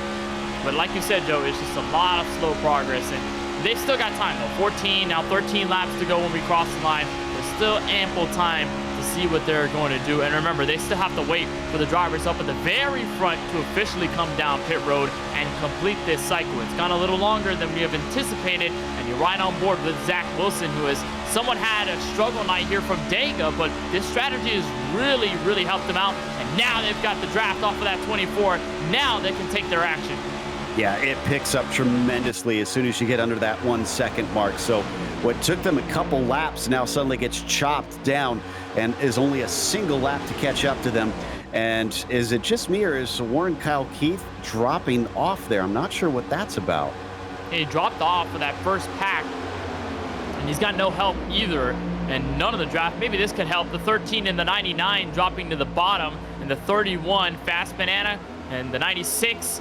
A couple of others also taking charge on the inside. Wilson just going to get booted out of the way here on the top 3 wide. And it looks like, for the most part, not much action taken until now. Here comes Zero G with a head full of steam on the outside. Wyatt Brackett to deal a block into turn 3.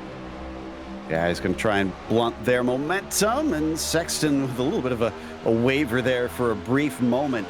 It was incredible, the speeds that we saw there as they started to suck up to the back of that group. 202 miles an hour. That looked like the 87 Cup cars instead. And Brandon Banks is going to get shuffled through the middle.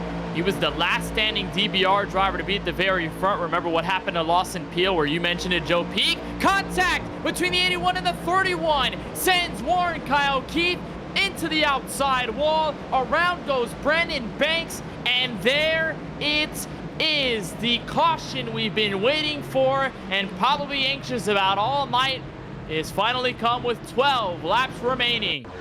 Stempien and Easley get a piece of it. The 8, Easley made it through. Banks was the one I was looking at there. Easley had a miraculous escape and even had a little bit of contact in the process, but just the lightest of touches. There you see, he just snuck by there at the top of the screen. And you'll see how it all started. The 31, Colin Forrester, just drifts up the racetrack. And I think it might have just been a racing incident here, Joe, because that 81 was trying to get back in line with Miranda. And you'll see it here as they break away from that 54 who's stuck in the sucker hole. They drive to the bottom to get away from Ryan Brackett. Obviously, the Zero G cars working together. That 31 tries to fill that hole, and all of a sudden, you've got the contact there. What a save by Kip Easley. Got away from the trouble, and he's going to survive another lap. Yeah, that worked out perfectly, not just for him, but, well, I wouldn't say perfectly, but worked out well for Muscarella, Wilson, Swavely, Herb, Hurley, and those guys up at the front. As there's Curtis as well with a very lucky run. Nothing he could really do in that situation except just keep the foot to the floor and close your eyes. And thankfully nothing hit him.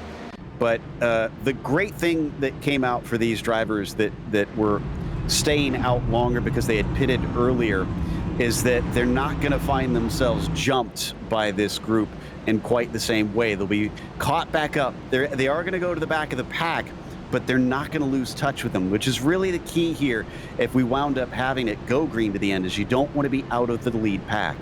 Yeah, and if you were those guys at the front, you definitely were hoping for that yellow to come out sooner than later, to the point where this could happen. You come down pit road, you don't have to deal with the gremlins and the drama of green flag pit stops and dealing with pit road speeding penalties and having your problems on that end. Just do it under caution and you're cool. And it looks like that seems to be the scenario there. They are, of course, going to drop track position. Gary Sexton, Parker Bland, all those guys are all starting to get around. They have all stayed out, obviously, because they can make it to the end. But it's definitely been pretty cool to see how things have gone through. Let's bring in the driver of the number 8. That is Kip Easley, who currently runs in 11th. And Kip, we have to ask you immediately, what happened there in that caution? You barely got away from it. I must imagine the feeling behind it must have been insane. Oh, yeah, my heart was definitely beating quick after I saw that. Yeah, all I saw was we caught that pack there. It took a lot longer to catch that pack of 4 than I thought it would. And once we caught, we kind of had some racing back and forth there, and I saw the 24. It looked like got clipped. Somebody bumped, come down. All I saw the 24 was go up and hit the wall. I kind of shot the middle, about lost it myself, and I could hear cars down, to the driver's side of me screeching their tires. I was like, oh, I'm gonna get taken out, but definitely snuck through there very luckily. You got through. Now you're going to be 11th here on this restart. What's going to be the most important thing about your run to the front if you want to win this race with now underneath 10 laps to go? It's going to be, you're going to have to be in the right place, I can tell you that. The top line's really quick. Everybody wants to get out toward the wall, and everybody's leaving the middle open. So once you get out there in that top line, you just seem to be people shooting the middle on you, and it just works you back. If it gets 3 wide, it really stalls the bottom out. The bottom just doesn't seem to move. And so I think you're going to see a lot more people going to that middle and the top line here in this last 10 laps, trying to go for the win, because that, to me, is the only way you're going to get the track position, is doing that. That's a great point. Final question before we let you go and get this next restart. Number 1, are you expecting a big one? Number 2, are you expecting green-white checkers? I'm expecting both. Can I expect both? All right, well, we like the chaos, and I guess in some cases, drivers do have to embrace it. Kip, we certainly appreciate the time. Best of luck for the rest of this American Grid 200. Absolutely, guys. Thanks. Appreciate what you do. That's Kip Easley in the A machine, who rolls off 11th on this next restart. He's been somewhat up and down, Joe, all race long, but he's been fantastic. And speaking of fantastic, got to give a nod to all the drivers who give their cameras for our broadcast tonight. Here's our entire driver wall. Whether you're at the front, the back, or the mid pack of the field. And a lot of these guys, Joe, I think that the most important thing, a lot of the guys with cameras, they're in contention for the lead. So we're probably going to see a lot of great reactions near the end. Oh, I can't wait for that. Did we mention that Schoonover and Peel managed to get their laps back? So they're being cycled back around to the lead lap. That breathes a bit of life back into their race. So as we go 2 wide, we are up to 37 cars on the lead lap. You would think with the green flag pit stops that we have had that we would have way more, but fortunately, all these guys theoretically shot at the win. I've seen a car 29th go from 29th in turn 3 on the last lap to the race win. So anything can happen. And also to note, Parker Bland, the 18, he's in the lead. You would expect Gary Sexton to be there, given the fact that we were talking about the entire cycle and how aggressive Sexton and 0G were to move to the front. Bland had stayed out, so it looks like he's going to be the lone car for TOW Racing, holding on to P1 with everybody else behind him. With a restart inside 10 laps to go, it is going to be miraculous to see how things will fare out. We'll run you through the top 10. Parker Bland, your leader on the inside of row 1. He's got Gary Sexton on the top side. It looks like Wyatt Brackett and Mario Miranda going to be those 2 doubled up, 3rd and 4th. Colin Forrester, the last one in the top 5. Then goes Austin Reedy, Joe Sanchez, Dakota Curtis, Zach Wilson, and Chris Shoemaker inside the top 10 for the end of this race. Now, anything can change. We've got 3 green-white checkered attempts. If we need them, pace car will make its way to the entrance of pit road, and this restart all in the hands of the 18 and the 13 at the front, anxiously waiting for the start-finish line. Into the restart zone, we're back under green. Bottom line did not go And up at the top, I mean, Sexton and Miranda, not too great of a shot because they tend to work together. They were probably in communication, but I can't believe they jumped that bottom line as much as they did. And they worked efficiently together. It looks like they'll man the bottom. Now here comes Forrester with a charge with Joe Sanchez. We have not seen him all night long, and he's in the mix. Contact, and they wiggle on the inside between Sexton and Miranda. Forrester with a couple of car lengths ahead in the race lead from that bottom, and Austin Riddy with a swivel to the inside in turn 3. Yeah, a couple of them changing. Whoop, Reedy changed his mind very quickly. He comes back to the top. So Sanchez now going to be your leader in that 55. Right in the middle, you got to pick a lane. And it looks like he likes the top, but the top doesn't like him.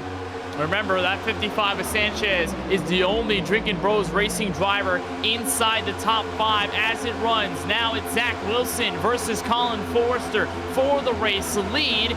And Zach Wilson has had this strategy unfold in the best way possible. He's got the lead for a moment. Forrester fights back to the back straightaway. Ooh, there's that 3 wide that we were hearing about that tends to make the bottom drop. We'll see if this really encourages the top line to start moving forward. Well, Sanchez likes the look of it. He's going to try again, despite being a little bit lonesome out there. And no, it's just not going anywhere. So now it's the middle line that seems to be a little bit more advantageous. Are we going to be able to get this thing going green to the finish is the big question, because about 4 or 5 laps to go is the point of no return. Yeah, and these drivers are going to get very antsy here. They're already getting a bit hectic at the front. There was almost contact, I believe, between Zach Wilson and Gary Sexton. It might have been also a couple of cars behind where they were also just wiggling all over the racetrack. And for now, it seems to be calm. Austin Reedy has been looking to push it 3 wide, although he is not rather Austin Reedy. It seems to be Gary Sexton and Joe Sanchez now manning the middle. Zach Wilson on 3 wide near the bottom. Justin Erb entering the top 15. Meanwhile, Colin Forrester holds out on the lead. His teammate to give support, looking for 5 laps to go. Almost went 4 wide back there for a brief moment. Oh, there's a big checkup on the top line. This is causing problems, and it's going to cause a wreck. And a big one on the inside. Multiple cars around. Are we going to see the yellow? Yes, there it is. Now we do. Race control throws it, and with 5 laps to go almost, we've got a caution flag. Kip Easley among those involved. And it all started with what you had been talking about, Joe, that big checkup on the top. It brought a lot of cars to the brakes. And it took Casey Knighton in the 84 round for a spin into Kip Easley, into Kevin Hurley. And while it looked like they had saved it for a good amount of time, the race control just thought it was too dangerous to keep this race going, and the yellow flies. Yeah, that's Knighton that just got tipped around. And unfortunately that, well, that was a big hit to the outside as well there for the car that we're focusing on. So a number of them just kind of got collected. It was so tightly packed, there was no place to go. Kind of amazing that it didn't cause more damage than it did. Honestly, I'm extremely impressed with the driving so far in this race. I've seen much more experienced drivers see a lot of big ones, and so far we've had a number of drivers get collected, but in most cases everybody seems to really kind of be aware of the situations and just making smart decisions in the heat of the moment. Yeah, we've seen a lot of great moves by those drivers to get away from contact. And think about the incidents that could have been a lot larger early in this race that were smaller just because of the fact that they had hopped on the brakes, they had swerved out of the way. They have done a great job of getting out of harm's way, although it's the biggest crash we've seen tonight. Not necessarily the big one, but it might just be the quote-unquote big one if you think about it. And in the context of this race, underneath 4 laps to go, we might just have that be the biggest caution of the night. We'll bring in our biggest mover of the race thus far, and that is the number 10 of Dakota Curtis. Dakota, of course, thank you so much for joining us. You've gone from 30th at the starting grid to 5th now on the racetrack. What has been the biggest key to your move up through the field and your cooperation with your Zero G team, and how important that's been? Mainly just taking, the runs whenever they come, whenever they open up, shooting the middle, being able to get that draft off the high and the low side inside draft, and working with the team. I mean, that's been the biggest key, just talking with them and working with them the whole race. So. And obviously that communication has been really, really fluent. You Mario Miranda, it looks like Gary Sexton, all of you guys have done so well to move up to the front and work together against powerhouse teams on the other side like Fast Banana and even some of Drinking Bros Racing. Now that we're entering the final 3 laps, has that teamwork been thrown out the window, or is it just going to get thrown out the window when you get to that last lap? No, I mean, I'm going to work with my team. I mean, at the end of the day, we're winning the points battle for the team. So, team comes first, win comes second. I mean, I would love to win, but if at the end of the day it comes down to me or Mario or Gary winning it, I mean, at the end of the day, it's we're going to work together to see if we can get a 0G in victory lane. So. Always 10 toes down for the team. Dakota, we appreciate the time. Best of luck on this restart, and maybe we'll see you in victory lane in a couple of laps. Thank you. I hope so. Dakota Curtis in the 10, biggest mover from 30th on the grid to 5th. Technically, we can call Gary Sexton somewhat our biggest mover, or at least one of them, since he directly started at the back of the field with that end of line penalty. But under timing and scoring, he's still given first. So technically, it is somewhat of an enigma. We can also bring in another driver in the race that has a shot at victory. That is the number 51 of Zach Wilson for RTR Motorsports. We'll see if we can bring him in. He's also a driver without a race win in Season 6, so things could really turn his way. He was in contention at Atlanta Motor Speedway near the end of the race, and he's been close a couple of times, but no cigar. We're joined by Zach Wilson in the 51, and Zach, it appears the strategy for you really panned out in your favor. You were near the rear around the first half of this race. You're now in the top 3 with about 3 laps to go. What's your mindset? Avoid the carnage. We'll see what happens here, whichever line's going to go, and hope for the best. You know, these things always get wild when there's just a few laps left. So it's going to be a fun finish for you guys, I hope. Is there anything that you've taken away from that Atlanta Motor Speedway finish earlier this year that you could probably right the wrongs and try to use them to your advantage this time around? This track just drives so much different than Atlanta. If we were at Daytona, I could probably pull some similarities, but with as wide as this track is, and you know, you're able to make so many more moves here, and the runs are just that much faster. I don't know if I can carry anything over, but you know, we've got that experience under our belts to hopefully get out of here with a top 5. That's what if I come across all 4 wheels down on the pavement, I'm going to be happy, but we'll see how it turns out, and we're going to put on a good show either way. Going to be chaotic, but it's going to be a lot of fun seeing you up at the front. We thank you so much for your time. Zach, best of luck on what might be the last restart of the race. Thank you, guys. And I'm saying what might be the last restart because remember, Joe, we've got 3 green, white, checkered attempts to go through. If we get another yellow, this is going to look like what you and Bauer were talking about, organic and natural green, white, checkered. So somewhat in that mentality of, yes, 2 laps to go restart. It's a dash to the finish. But also, we're not extending this into overtime, so it's just a matter of the waiting game and seeing how antsy these drivers get. Yeah, we'll see if the organic version is going to be healthier for the drivers or not at this stage. Because, again, like you said, it's going to get frantic. And the other interesting thing about this is there is still a good possibility that they could get to the end. Because, really, we have to remember, if the white flag comes out, then that is it. They're going green to the finish. So all they have to do is stay good for that 1 lap. But sometimes that can be a little bit more difficult than you'd anticipate, as everybody is so eager to do stuff. All right, ready for the restart. 2 laps to go to close off this American Grid 200 from Talladega Super Speedway. We appreciate everybody joining us on Podium Esports. We're in for the whale of a finish here from the Super Speedway. A possibility at a 5th different winner in Season 6 of the Sunoco Cup Series. Colin Forrester, the rookie driver, to lead us to green. Austin Reedy on the outside. Parker Bland, Zach Wilson, both in row number 2. Miranda and Dakota Curtis in row number 3. All of them to give their support. Looking for the restart zone, the 31 and the 96. Hop on the gas pedal, through the gears we go. 2 laps remaining. All right, so immediately jumping to the bottom. Reedy, once again, likes working with Forrester. No surprises there. What about Parker Bland? He's teamed up with Miranda. This is interesting. So will Miranda try and push him to victory? Is he going to drop him? See what happens. Curtis tries to slide up in front of Chris Shoemaker. That's a failed attempt. He's going to get sent through the middle. Might find some help, but nobody's going to go with him. And Curtis with the anchor dropped on the back straightaway. Parker Bland has the lead. Here comes Miranda. They make contact. Around goes the 18. Caution flag is out, and we'll do it again. Didn't even get to turn 3, unfortunately. Yeah, I wondered about Miranda, whether or not he was going to work with him, and just no interest. Tried to move by, and that actually bit him because he got a fair bit of damage out of that. So Miranda might now be out of the hunt. It's so unfortunate. You saw the contact between the 18 and the 99, and it was all just a slight racing incident between both of them.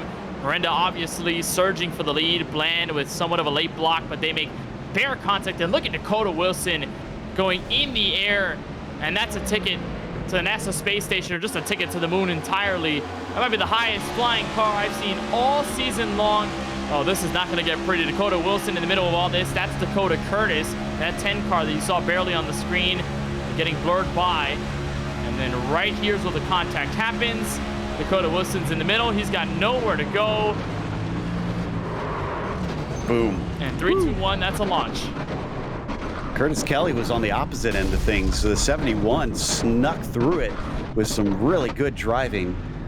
And that's going to get him a lot of positions. So he's going to be in 11th on this restart. We're going to try and watch from his perspective. And he is, I mean, he is absolutely surrounded by wrecking cars. So this is fantastic work from him.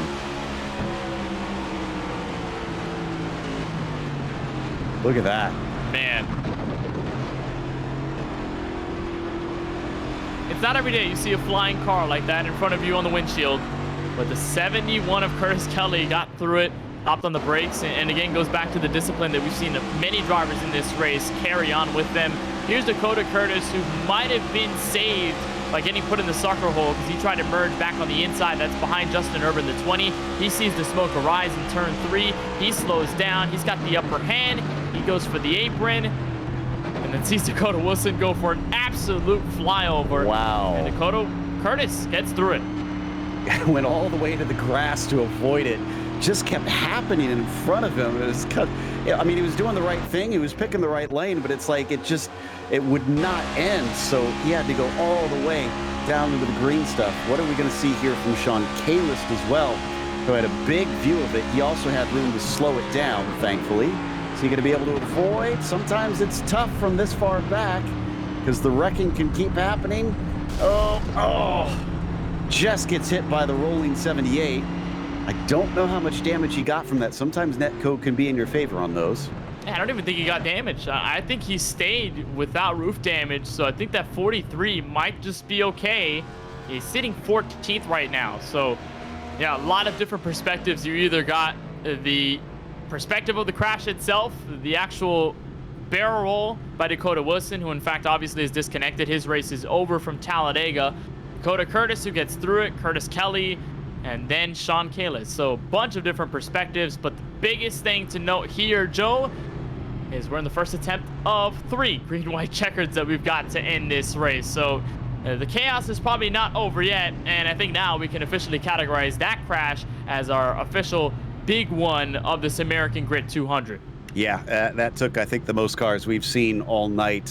So we've got Bland in there taking repairs. Fulham, Kunkel is taking repairs. So it looks like Ryan Kendall had to stop in there.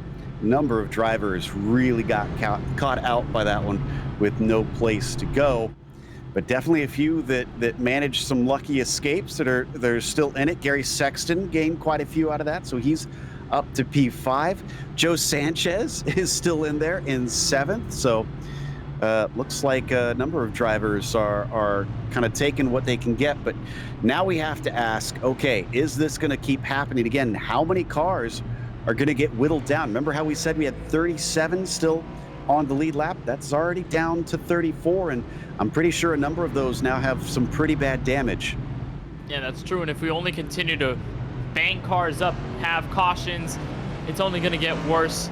And we've seen multiple times as well, Joe, when the leaders take the white flag, they continue to crash after that, and you might be left with 3, 4, sometimes even 2, or maybe even 1 car all by themselves just running for the start finish line. Hopefully we see a great race to the end, but again, you never know what could happen. And we saw the contact in this last caution come up from the leaders, And a block by Parker Bland, a send in by Mario Miranda. Who knows what can happen next with the aggression that we have seen on full display.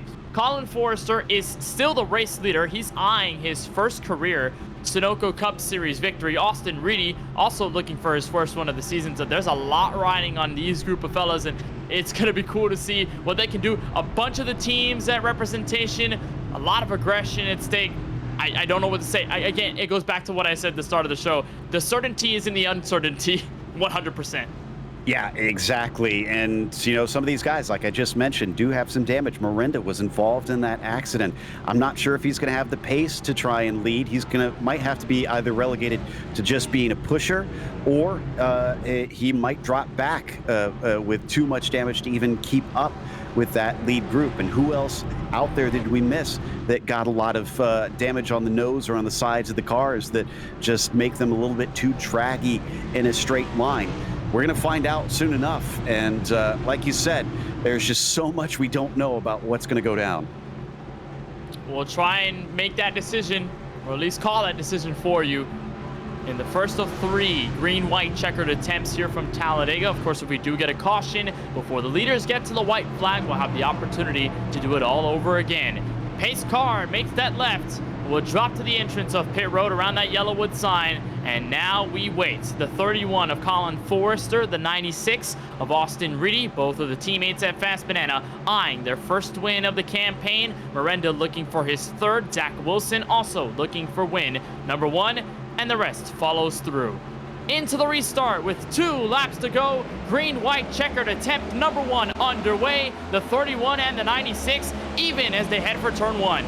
Ooh, that's a very disorganized line from a lot of parties out there. A bunch of them dropping back or moving forward, and I'm seeing some sketchy pushes out of that, but it looks like it's going to get settled. Now can we get to that white flag as the 30 has to check up? They'll check up significantly there as a lot of separation. Caution flag is out.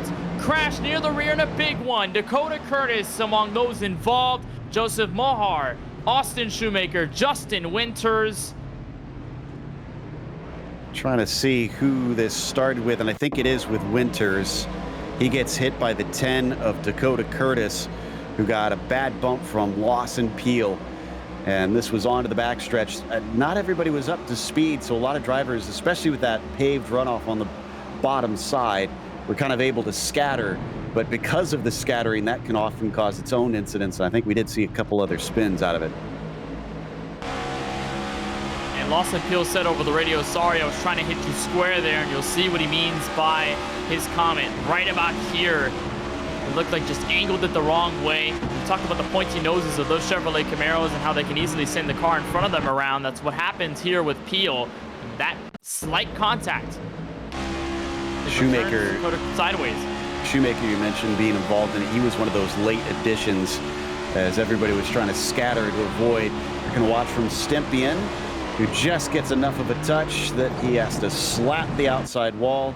And surely the right-hand side of that car is probably not in a good space right now. So we're now going to watch from onboard Shoemaker's perspective. I think Mahar is going to get into the side of him as they both try and dodge a spinning car.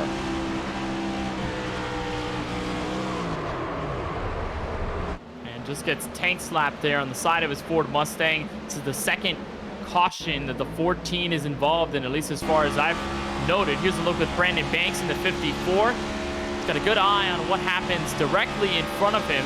So there's the contact. The 54 is going to see some spinning cars all in a moment. Right there, misses one.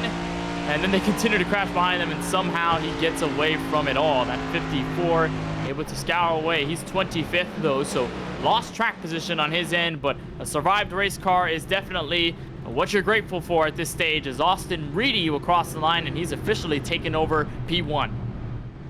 And let's not forget, that was the first of our green-white checkers. So we obviously had the initial go with 2 to go officially, and then they had the yellow come out. So that one marks the first try officially now for the green-white checkers. We'll have 2 more goes at it.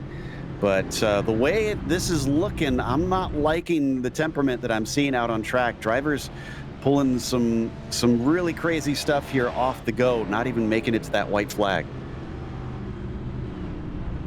And that's going to be the first step you need. And if you're those drivers around the top 5 and top 10, you're eager to gain these positions, Joe. You kind of want this race to go green. And although it's only 2 laps, sure, you maybe don't have an excessive amount of time. You do have more than enough time to make passes and gain some extra needed points. And these cautions just continue to come out. You're dealing with stop and go, stop and go, stop and go. And if you exhaust all the attempts, your track position is just frozen in place. And then you're just kind of wondering, well, if it went green, what could I have done? Maybe I could have been a winner tonight. Maybe I could have locked myself into the playoffs, or maybe even I could have been a driver that got a couple of more points ahead of the others. Maybe in team standings, maybe in individual standings. There's just so many things to consider, and when you've got these yellows coming out, it's ultimately much harder to gain those points and to think about what you can do. Yeah, it's basically a negative feedback loop because, like you said, if we keep getting these yellows, then everybody is going to be pushing that much harder to get whatever position they can because they think this might go, on the backstretch. This might go in turn 1. Maybe we'll have a wreck immediately. So I can't waste time. I've got to try and get a move done and get positions when I can in case it does become a yellow. But when that stuff happens, everybody's making riskier moves, so it makes that yellow even more likely. So it kind of feeds on itself, and it's unfortunate, but this is the nature of super speedway racing. And I made this prediction earlier, I'm sorry, but this is kind of what I expected. Everything slows down usually at the end just because of those facts. We'll bring in the driver of the 55 who currently sits in P6. That is Joe Sanchez for Drinkin' Bros Racing. And Joe, you've seen your teammates with you at one point. Now they're not. Now you're at the front of the field in this second attempt at a green-white checkered. What's going through your mind, and what are you trying to plan here to get your first win of the season? Well, half the battle, in these races, especially when there's going to inevitably be a late race caution, is just putting yourself in position. And luckily I've been able to do that. When I went for the lead there on Colin a couple of restarts ago, I think I just made that move too early. So I think, set myself in position for, possibly getting to that last lap is where I really need to be. But definitely don't want to make this move too early. And making that move early is definitely a concern, and we've seen that happen multiple times in this race, even just under green. You've got a lot of different types of drivers around you, many different teammates at representation, and you unfortunately do not have your teammates with you. How do you manage that idea of just being the lone driver on your team out there, and how do you try and work with these guys to leverage yourself a good position in the final lap? I think it's actually almost, better to not necessarily have some teammates. Yes, it's nice to have that push, but then you're not really tied to anyone, and when a run opens up, you can kind of make the move you want. But Zach and I have been kind of working together, the whole race, so I think if we can get linked up here, we can make some headway. All right, well, we'll see what you can do on this green-white checkered attempt. Best of luck as always, Joe, and thank you so much for talking with us. Thanks, guys. As Joe Sanchez in the 55 rolls off inside the top 5 when we get this next green flag. Again, waiting to see if this will be the final restart that we will have. Austin Reedy is at the front of this field. He doesn't seem to be phased. He's saying whopper whopper in the iRacing chat. He's having a bit of fun. He's still looking for his first win of season 6. He's got his teammate underneath him in Colin Forrester, Zach Wilson, Mario Miranda. Those two doubled up in the second row. And like we said, Joe Sanchez in the top 5. He's joined alongside by Gary Sexton. Pace cars down. Green-white checkered attempt. Number 2. Can we get to the white flag? We'll find out in a couple of short moments. Austin Reedy has the control, and he's got the green flag and 2 laps to go. All right, are we going to be able to get to this white flag? Reedy's going to duck to the bottom. And what do you know? Looks like the 51 of Wilson going to get a big push from Sanchez. Going to try and make that top line work, and I think Sexton's going to join him. Sexton's going to move up to the top. That opens the space for Chris Shoemaker to take control. Austin Reedy is around on the back straightaway into the outside wall. He takes Zach Wilson with him. Caution is out again, and we'll have a final attempt upcoming. Saw some serious ARCA brakes behind them. Unfortunately, drivers trying to plow through and not hitting the brakes at all in there. And I think that made it a lot worse. I think Aaron Adcock in the 23, one of those, hoping that he could just maybe survive it. And he does eventually, but boy, he plowed through a few cars in the process.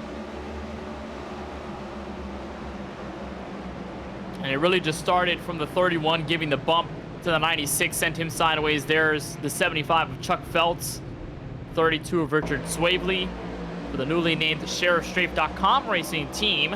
And this is exactly what transpired at the front of the pack.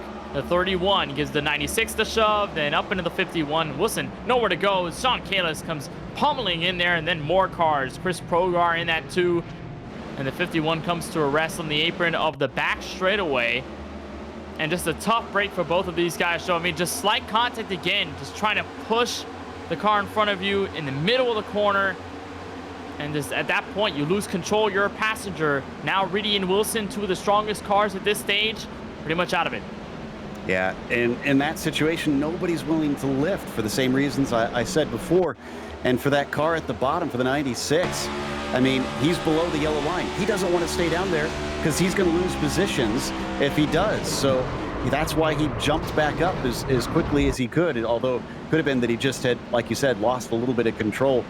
But yeah, the results, unfortunately, made a lot of drivers pay dearly.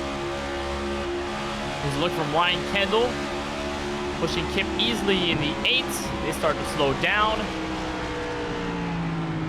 And Kendall, fortunately, has all the space in the world to get around it, although Austin Reedy almost directly hits him as he continued to lock up the brakes and slow down that race car. But Kendall gets out of it alive.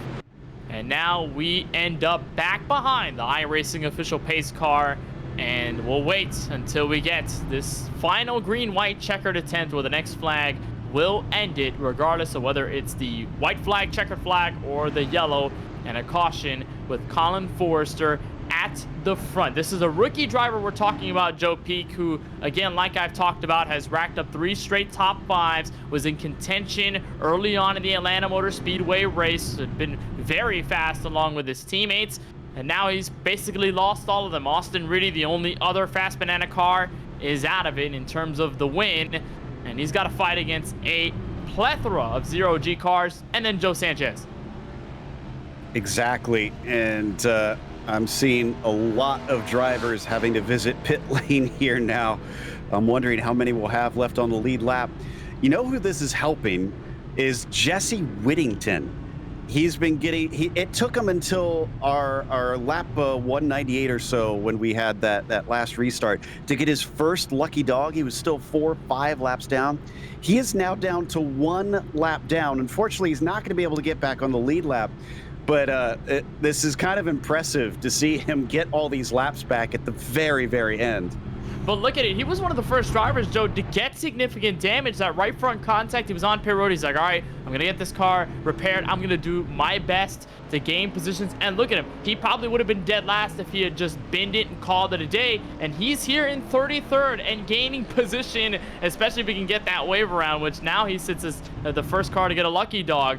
So it has been outstanding relentlessness out of Jesse Whittington, and you gotta pretty much nod to him. He's done a fantastic job of hanging on in this race, and even then getting out of the trouble that has surrounded him all night long, especially near the end. Let's bring in the 31 of Colin Forrester, perhaps for the final time before we end this race here from Talladega. Colin, you're in the lead, rookie driver, chance at a win. We talked to you before this race, and your nerves were a little high before. How are they looking now? Definitely still high. I chose top here because I want to let Mario and Gary get together there because they're their teammates, so they're going to work well together. But we're going to, I mean, hopefully I get caution here just going down the backstretch and I'll just take the win, but I don't think it's going to happen. I think I'm going to have to battle for it, and we'll see what happens from here. And we're going to push, we're going to block, and we might end up in the catch fence or getting that checkered line. Well, we saw what happened there on that last caution, your teammate Austin Reedy going around. What did you see there behind the wheel on that instance? I was getting pushed by Mario as well, and I was trying to lift for Reedy, and I just couldn't do anything with Mario pushing me, so that is just a bad situation all around. I don't think there's anything else I could have done, though, with him pushing me. Well, now final question before we let you get settled, get focused for this win here at Talladega Super Speedway in the last couple of laps. Is there anything you've got in mind other than just to block to all hell and just to be as aggressive as possible? Not really. Just throw up a prayer and see what happens. All right, full send mode. Colin, we'll let you get to it. Best of luck on the restart, and thank you so much for talking with us. All right, appreciate it. All right, we'll see if we can end this race under green. Joe, your final thoughts. I'm not sure. I think you just said in the chat, you said no way we're making it to the white flag. Are you still? After hearing that from Colin, no. If he's blocking all over this thing, I'm pretty sure this is going to wind up a mess. I'll be happily impressed if they do get to the white flag, but I'm pretty sure there is going to be some very fierce defending. I'm going to play devil's advocate. I say we go clean all the way to the end. Why not? Right. Last restart at a green, white, checkered. Again, next flag will end the race, whether that be the checkered or the yellow. If they crash before the leader gets to the white, this race is over. As of the timing loop, we have Colin Forrester still here at the front with a chance at his first ever Sunoco Cup Series race win. Miranda, though, on the opposite spectrum, a driver with 2 wins already in this season.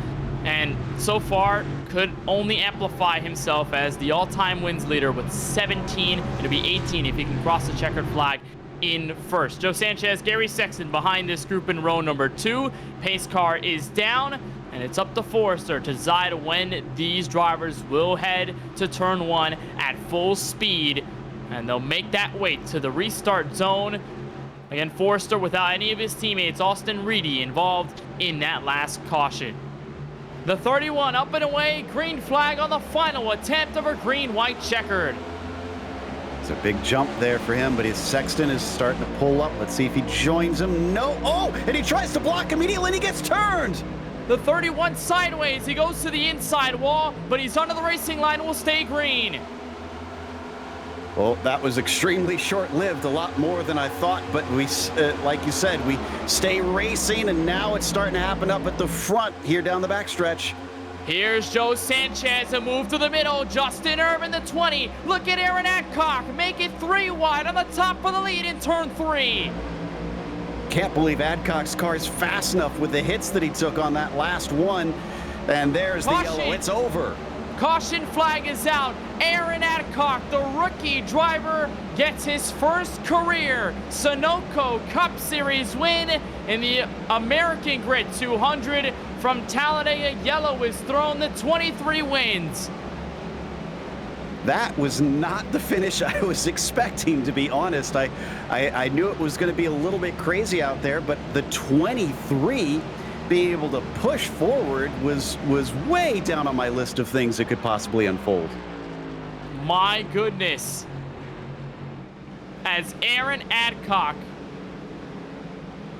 surges from around 6th on the racetrack to P1 in turn 3 with the help of Logan Sturgeon, and Big Fish Motorsports gets their first win of the season. Aaron Adcock, as he crosses the line, will be your winner from Talladega.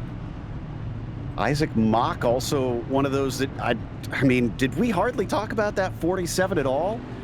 And he just, suddenly he's in 3rd place. I don't even know what happened to him in this race. And the 47 has been up and down all night long.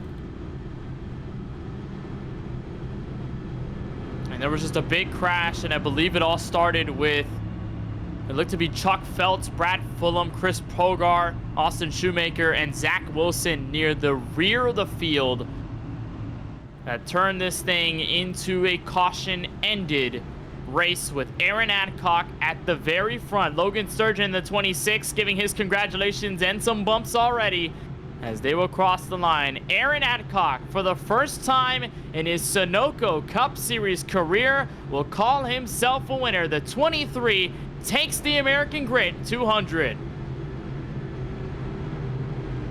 This is great stuff there from the 23 to pull that one off. You just cannot give up until the end. I went back to take a look at that incident you were talking about. They were nearly 5 wide heading into turn 3. No wonder it was a caution.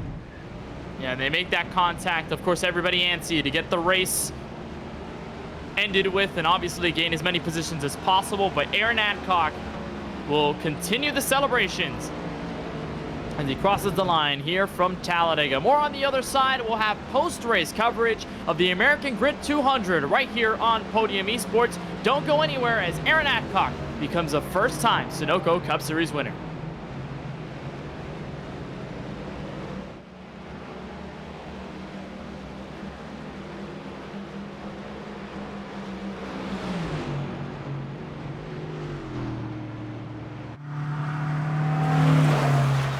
Janice.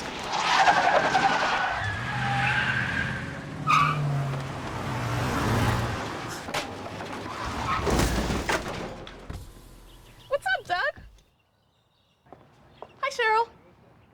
What got into you? At Sunoco, we know how to fuel peak performance. We've been doing it for American racing for over 50 years. Fuel your best. What I'm really proud is that I own MPI, the steering wheel company, and I'm building the steering wheel. This is my creation. This is yours. Yes. It looks sexy. The steering wheel, it's a very unique thing. It's shaped on the hand of Scott Dixon. His hand. Yeah. This grip has 27% more grip feel than suede. Scott in the race is gonna make less effort when he drives. When you're in the car, it's like lifting, it's like having 40-pound dumbbell like this, maybe more in the car. For how long? 3.5 hours. You know, average heart rate in the car, never below 150. Never below 150. You need to be a real athlete to drive. Yeah. They exercise every day. So this is my creation. Amazing. And we did. Fuller. Yeah. Need an F-150 for Smith build. Got it. Yesterday. I know. Don't forget my BMW. Gotcha. Check this out. All the major online automotive sites in one place. BMW, done. F-150, done. How's he do it? I can search nationwide, even those classified sites. Auto Tempest, all the cars, one search. That's how I do it.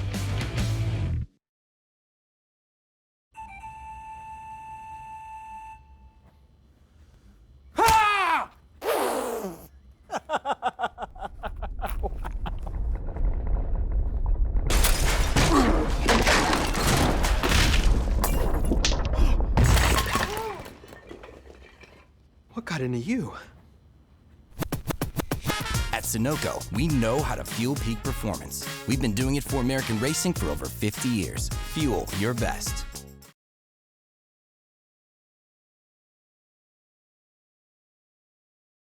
Welcome back to Talladega Super Speedway, where Aaron Adcock grabs his first career Sunoco Cup Series victory and brings us tonight's Sunoco winning moment. More high-performance racing engines rely on Sunoco race fuels than all others combined. For over 50 years, Sunoco has been fueling the top race car drivers around the world with high-quality performance fuels they can trust to power them to the checkered flag. Sunoco, fueling victories from track to tank. Aaron Adcock wins here from Talladega, grabs the American Grid 200 in the American Grid apparel Chevrolet, by the way, and the 23 definitely smiling from ear to ear on his first career win in the Sunoco Cup Series. Let's take a look at your unofficial race results from Talladega, Alabama. Aaron Adcock went from 6th at the exit of turn 2 to 1st at the entrance of turn 3 as the caution waved and grabs his first win by 0.2 of a second over Logan Sturgeon, who started this race back in 34th and comes home in P2. It's a quiet night for Isaac Mock, but he makes a thundering noise near the end. He finishes 3rd. It'll be Gary Sexton for 0G. So fast all night long, comes home in P4. Justin Erb had some struggles earlier on in tonight's race, but found himself inside the top 5 at the end. Lawson Peel also bounced around this field multiple times before coming home in P6 as the yellow waved. Mario Miranda had a shot at the race win, ends up P7. It'll be 8th for Wyatt Brackett in the 30, 9th for the 25 of Kevin Hurley, a very consistent night overall. And then the final driver, Joe Peak, in our top 10, the number 4 of Chris Shoemaker. After that, it was Steven Stempian who wound up 11th as Garrett Brown was P12. Brandon Banks winds up 13th. Parker Bland, who was involved in one of the early wrecks amongst the many that we had there at the end, actually climbed back to 14th. Mahar was P15 and Kip Easley wound up P16. Then it was Justin Winters in the 17th position. Ryan Kendall going a little bit backwards at the end, unfortunately, winding up 18th. Scootover got 19th, and Curtis Kelly, who was up towards the front for much of the night, had to settle for 20th. Judd Danielson, 21st. He will end this race, and that's where he started here from Talladega. So same start, same finish for the 85. The 32 of Richard Swabley ends up 22nd. It'll be 23rd for Dakota Curtis, but such a good race near the end. Joe Sanchez is 24th, also up at the front near the end, but just got caught up in a crash. Warren Kyle Keith is 25th at the drop of the checkered. Austin Shoemaker is P26. 27th will go to Charles Phelps, who got involved in that deciding caution to end the race. Colin Forrester was in the lead on the last restart, got turned before turn 1, is 28th. Casey Knighton is 29th, and then goes the first driver, one lap down or more, and the last one inside the top 30. That's the 19 of Brad Fulham. Jesse Whittington wound up 31st in the end, gained quite a few places with those last few wrecks. Zach Wilson was 32nd, 2 laps down, and Progar 33rd, one of those involved in the wreck that we'll see on replay in a bit. From there on down, pretty much all DNFs down to 40th. So the attrition really bit, but it took a long time until the very end of the race. It certainly ramped up in those final restarts, but the biggest thing of note, Aaron Adcock, the winner here from Talladega Super Speedway. We'll see if we can dial up those replays. We know our producer Ryan Bauer working very hard to get us all these shots. And we'll start here, Joe, in this storytelling scenario. Colin Forrester, the leader at the green flag on this last restart. He doesn't even see turn 1 before he faces the inside wall. Yeah, and I think this came from his philosophy, because he tried to move back down and block, and it bit him right away. You got to try that, I guess, if you're going to go for the win. But with the championship as well, I feel like maybe that he could have used a little bit more patience in that situation. And he goes around, and then this is the aftermath of the restart. The entire field going everywhere, of course. Typical of a Talladega restart. This is the decisive pass for the win. Aaron Adcock helped with Logan Sturgeon. There's Isaac Mock, Lawson Peel on the outside. This is around the time where that yellow is thrown, and then the whole field slows down. Joe Sanchez gets turned at the front of the pack in turn 4. Then there's Warren Kyle Keith. Kip Easley among those in contact. Fortunately, most of them are able to save it. But then here's the deciding caution to end this race. Almost 5 wide, Joe Peak, Charles Phelps and company. Yeah, as soon as I saw that, well, it was kind of like a duh. Of course, they're going to have a yellow on that one. And here from above, you can see it. Everybody trying to squeeze in, and Phelps just kind of coming across the front there, just wind up getting hooked. And unfortunately, there's just no space for everybody behind. In fact, another car behind them, no place to go. I think that's the 84 that just kind of got collected. This is a nasty hit for Chris Progar. Here's on board with Dakota Curtis, who has a nice look on the back end of his Ford Mustang of what happens where the 75 gets hooked, and then all of a sudden they all charge for the outside safer barrier. Hard contact for all of those drivers, and then that second bit of contact near the front of the field. But the caution already waived by that point, and Aaron Adcock with clean air and clean track up ahead of him takes his first career Sunoco Cup Series victory. An unbelievable job, and we'll have the chance to talk with our race winner in the American Grit 200. Who else but the American Grit driver with the American Grit sponsors on the Chevrolet Camaro, Aaron Adcock, the winner here from Talladega. And Aaron, I have to imagine that last restart, your heart must have been pumping out of your chest. You go from P6 at the exit of turn 2 to the lead before that caution come out. What are your emotions right now? Oh, I'm glad y'all didn't put the camera on me as soon as the caution come out, because my adrenaline just completely left my body, and I was acting like a little schoolgirl on her first date. It was wild. Well, unbelievable, and we have to talk about that restart and the way you were able to set things up. You and Logan Sturgeon instrumental in that pass on the race leaders. What was that like to build that up, and what was the mindset going into the restart and how you guys were going to set this whole thing up in the first place? Logan's actually my team owner, and Sheriff Strife. .com Racing is our affiliate team. So he told me he was with me the whole time. He said, "All right, it's time to go." And I said, "Well, you couldn't be more than right." I said, "So let's see if we can do a little shaking and baking." And I told him, I said, on the last restart, I got a really good start.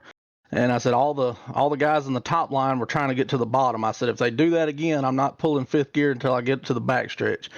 And we come off of 2, guys started trying to go low, and they was making some moves, jockeying for position. When I pulled it into fifth gear, I had a run. I kicked it to the outside, and I could hear Logan breathing in Discord, and I was like, well, he's going with me, so it's time to go to the front. And yeah, when I pulled the lead going into 3, and I was looking in my mirror, and I thought Logan had cleared Joe Sanchez, and unfortunately had not. So I went to go get back up, and I knew that I'd killed all my momentum, and I was either going to wreck me and Logan, or I just had to drop down to the middle line. So I chose that route to save both of our races. You know, I'd rather finish 10th than I had wrecked the whole field and finish 30th. So that wouldn't do neither one of us any good. So dropped down low in front of the 55, and then went down in front of the 20, and just noticed the 55 spun in my rearview mirror. And I asked Logan, I said, I think I just messed up and won. So here we are. Well, you and Logan certainly put things at a show-stopping sequence there in those last couple of laps. And to go with you, what you went through, and Joe Peak just brought up an amazing point in our broadcast chat, lap 99, where you were in the middle of a big crash. You ended up around all of that without getting a scratch on your Chevrolet Camaro. To go from those situations and to find yourself at a green-white checkered scenario with a shot at the lead, and then to ultimately get the race win, how big is that for you in its entirety for this race? And even in the bigger scope of things, how much does that mean for you in the rest of the season moving forward?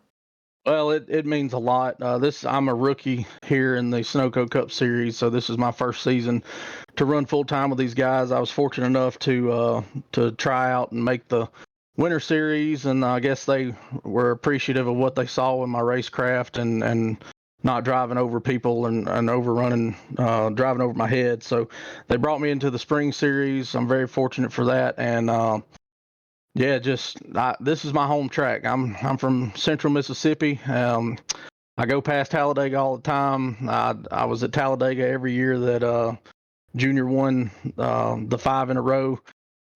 So this is my home track, and to get a win here at this track means a lot.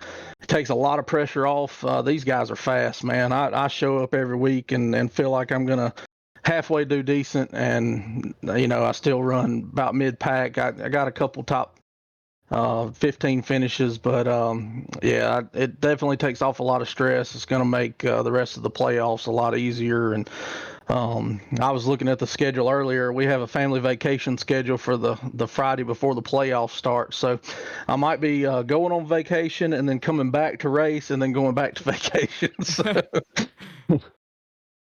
Well, nonetheless, you've got that exhale. Finally, you've got that win. It's a golden ticket to the playoffs. You could spend the rest of this regular season now working toward a run for the championship. Aaron, on behalf of our entire team at Podium Esports, congratulations on your first career Sunoco Cup Series victory. And obviously, we'll let you go celebrate it. We'll let you have as much fun as you want to. You deserve it. And we'll see you at Dover next week. I appreciate it, guys. Big shout out to American Grid Apparel Company for coming on board this week and sponsoring the race and sponsoring the car.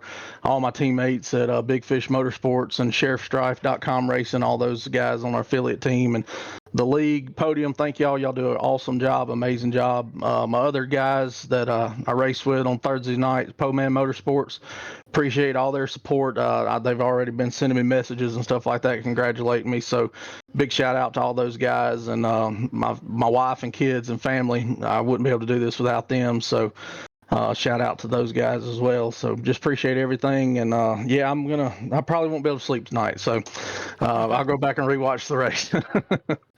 Aaron Adcock with the first win of his Sunoco Cup Series career. First win for Big Fish Motorsports as well in Season 6 of this series. An outstanding job by Aaron Adcock, but it was a two-man effort. That second one was Logan Sturgeon in the 26. Joe Peak, you're caught up with him. Indeed, and Logan had to make a lot of avoiding action to get into that position. I went back and checked to see on all the restarts kind of where you were. It looked like in every single incident you had to try and dodge and dive the wrecks. Yeah, I think I used up my luck for the rest of the season. We missed 2 cars barrel rolling down the turns 3 and 4, and just got lucky tonight. Avoided the wrecks and just at the right place at the right time. We all kind of know that this tends to happen, that the race usually sees things slow up and we see all the restarts at the very end. How were you playing the rest of it up to that point? Were you kind of just biding your time until it came down to those last few laps? Yes and no. I mean, I haven't had the best luck on super speedways. I've been wrecked out of 30th and wrecked while in 3rd the last 2 super speedway races. So I was just kind of trying to ride, but we kept losing the draft on the main pack. So we were just trying to play catch up. It felt like the whole race, and with 20 to go, it was myself, Curtis Kelly, and Isaac, just a 3-car draft. Out on our own island, just kind of riding around, praying for a caution. So it was more just trying to play catch up the whole race, and just getting like that final caution that we needed to stack the field back up. Well, like you said, you probably will need a little bit of that luck later in the season, because next time out we're going to Dover, where things can also be just as hard to stay out of trouble. How do you anticipate you'll do there? Dover, I mean, honestly, Dover's not one of my best tracks, but we're going to put the work in this week, turn some good laps in practice, and I'd be happy with a solid top 10 car. Well, we'll look out for you. Congratulations and excellent work there on the final restart. Thanks, guys. Logan Sturgeon, your second place finisher in the number 26. And up next, I believe Kenny has caught up with Isaac Mock. Yes, sir. I do have the driver of the 47 of Isaac Mock, and I'm looking here at the replay from lap 77. You and Logan Sturgeon working together in the midst of the draft. And Isaac, you found yourself through a roller coaster wave of things happening to you here at this super speedway. But to come home with a 3rd place finish, I have to imagine it must feel really good. Oh man, yeah. There when we were way back in the pack, it really felt like our race was over. And then, dude, from then I was just trying to keep this thing clean. And thank the Lord I picked the right lane there at the end. You certainly do. You work with Logan Sturgeon, Aaron Adcock, and you shove your way all the way to the front. Working into that last green-white checkered restart, though, what was your plan? Was your plan the whole time to work with those guys and try and make that lane work up until it did ultimately in the last couple of laps? Or did you have something else in mind, but you found yourself in that scenario anyway? No, I really didn't have any friends or anywhere to go. I knew my right front had some kind of damage on it, and my only game plan was find the open hole and hope for some chaos and a lane to get me somewhere. And I picked the right one again. Certainly did. And first top 3 of the season, so big momentum booster on that end for you, and not only for you, but for your team, Nitro Motorsports. And now you head into Dover Motor Speedway, a pretty tough track, and you've got a lot of this momentum. How are you going to try and give this momentum and bring it over to Dover? And obviously, overall, how do you feel about getting to this finish based off of the struggles that you dealt with earlier tonight? Really just gotta ride the momentum and just go put in some absolute work and practice this week and get ready for it. Dover's no cakewalk in any mean, but just go in there with a plan, with some practice on our belt, hope for some chaos in the lane again, and just see where it leads us. The momentum is great. We really, really needed some. This year's been pretty tough on me, and this is a big game changer for us to lead into the middle stretch of the season now. Certainly is a really big turning point. And on behalf of our entire team, Isaac from Podium Esports, congratulations on the top 3 finish. Of course, go celebrate it, have some fun with the podium, and we'll see you 1 week from tonight from the Monster Mile. Congratulations again. Thank you, boys. Awesome show. Thank y'all. So that's Isaac Mock in the 47. You can talk with any one of these 3 drivers like we just did right now, Joe, and you'll find 3 distinct stories in each of them. Adcock now with his first career Sunoco Cup Series win, his team owner, Logan Sturgeon, to give him that magical shove to the front, and then Isaac Mock, a driver who just kind of struggled, was hanging in the pack, and even was working with Logan Sturgeon at one point in this race. Right behind them in the top 3 as that yellow came out. An absolutely storybook ending here from Talladega Superspeedway. One that was filled with chaos, one that we expected, but a lot of fun regardless. Yeah, and I know sometimes we bemoan the fact that it is a bit of a crapshoot and that the unpredictable can happen here. But that gives us those fairy tale endings that we get to see sometimes, and they mean a lot to those drivers. And I love seeing how much it means to them to get these wins and these podiums. You know, now I just wish one thing is that we would have seen Aaron Adcock's reaction as soon as he was getting to the start-finish line as that caution came out. But a great moment for Aaron Adcock for Big Fish Motorsports. First career victory here in the Sunoco Cup Series, and with that becomes the 5th different winner in Season 6. So maybe we might see that train continue to roll on. Dover Motor Speedway is up next 1 week from tonight. And Joe, I have to ask your thoughts on that because we go from a big, wide-open super speedway to a very tactical and abrasive Dover Motor Speedway in Delaware. What are your thoughts on how the drivers might try to tackle that 1 mile speedway? Well, it's not quite a blender like Bristol is, but it's close. It's going to require the drivers to really be aware of their surroundings again, because the speeds are extremely high there. And honestly, I anticipate a little bit of chaos there as well. And hopefully I'm proven wrong, but I think that's going to be another chance for someone maybe to pull out a surprise. But it does require a little bit more skill in terms of driving prowess than maybe it does at Talladega. So should be fun to watch. It takes a lot to handle the monster. We're going to answer those questions in exactly 1 week time. You can tune in on April 30th. Again, same time and same place, 9 p.m. Eastern, right here on the main Podium Esports Twitch channel for all the latest updates and all the broadcasts of the Sunoco Cup Series in Season 6. That'll do it from us from Talladega. So a big thank you to Dakota Curtis and all the admins at the Sunoco Cup Series for making everything happen. And for our team on the broadcast tonight, our producer, Ryan Bauer, our camera creator, Dougie Beard, for all those at Podium Esports, Gary Sexton and John Theodore, and for my broadcast partner in the booth, Joe Peak, my name is Kenneth Bueno. Saying goodnight from the American Grid 200, it's Aaron Adcock with his first career Sunoco Cup Series win. We'll see you at Dover.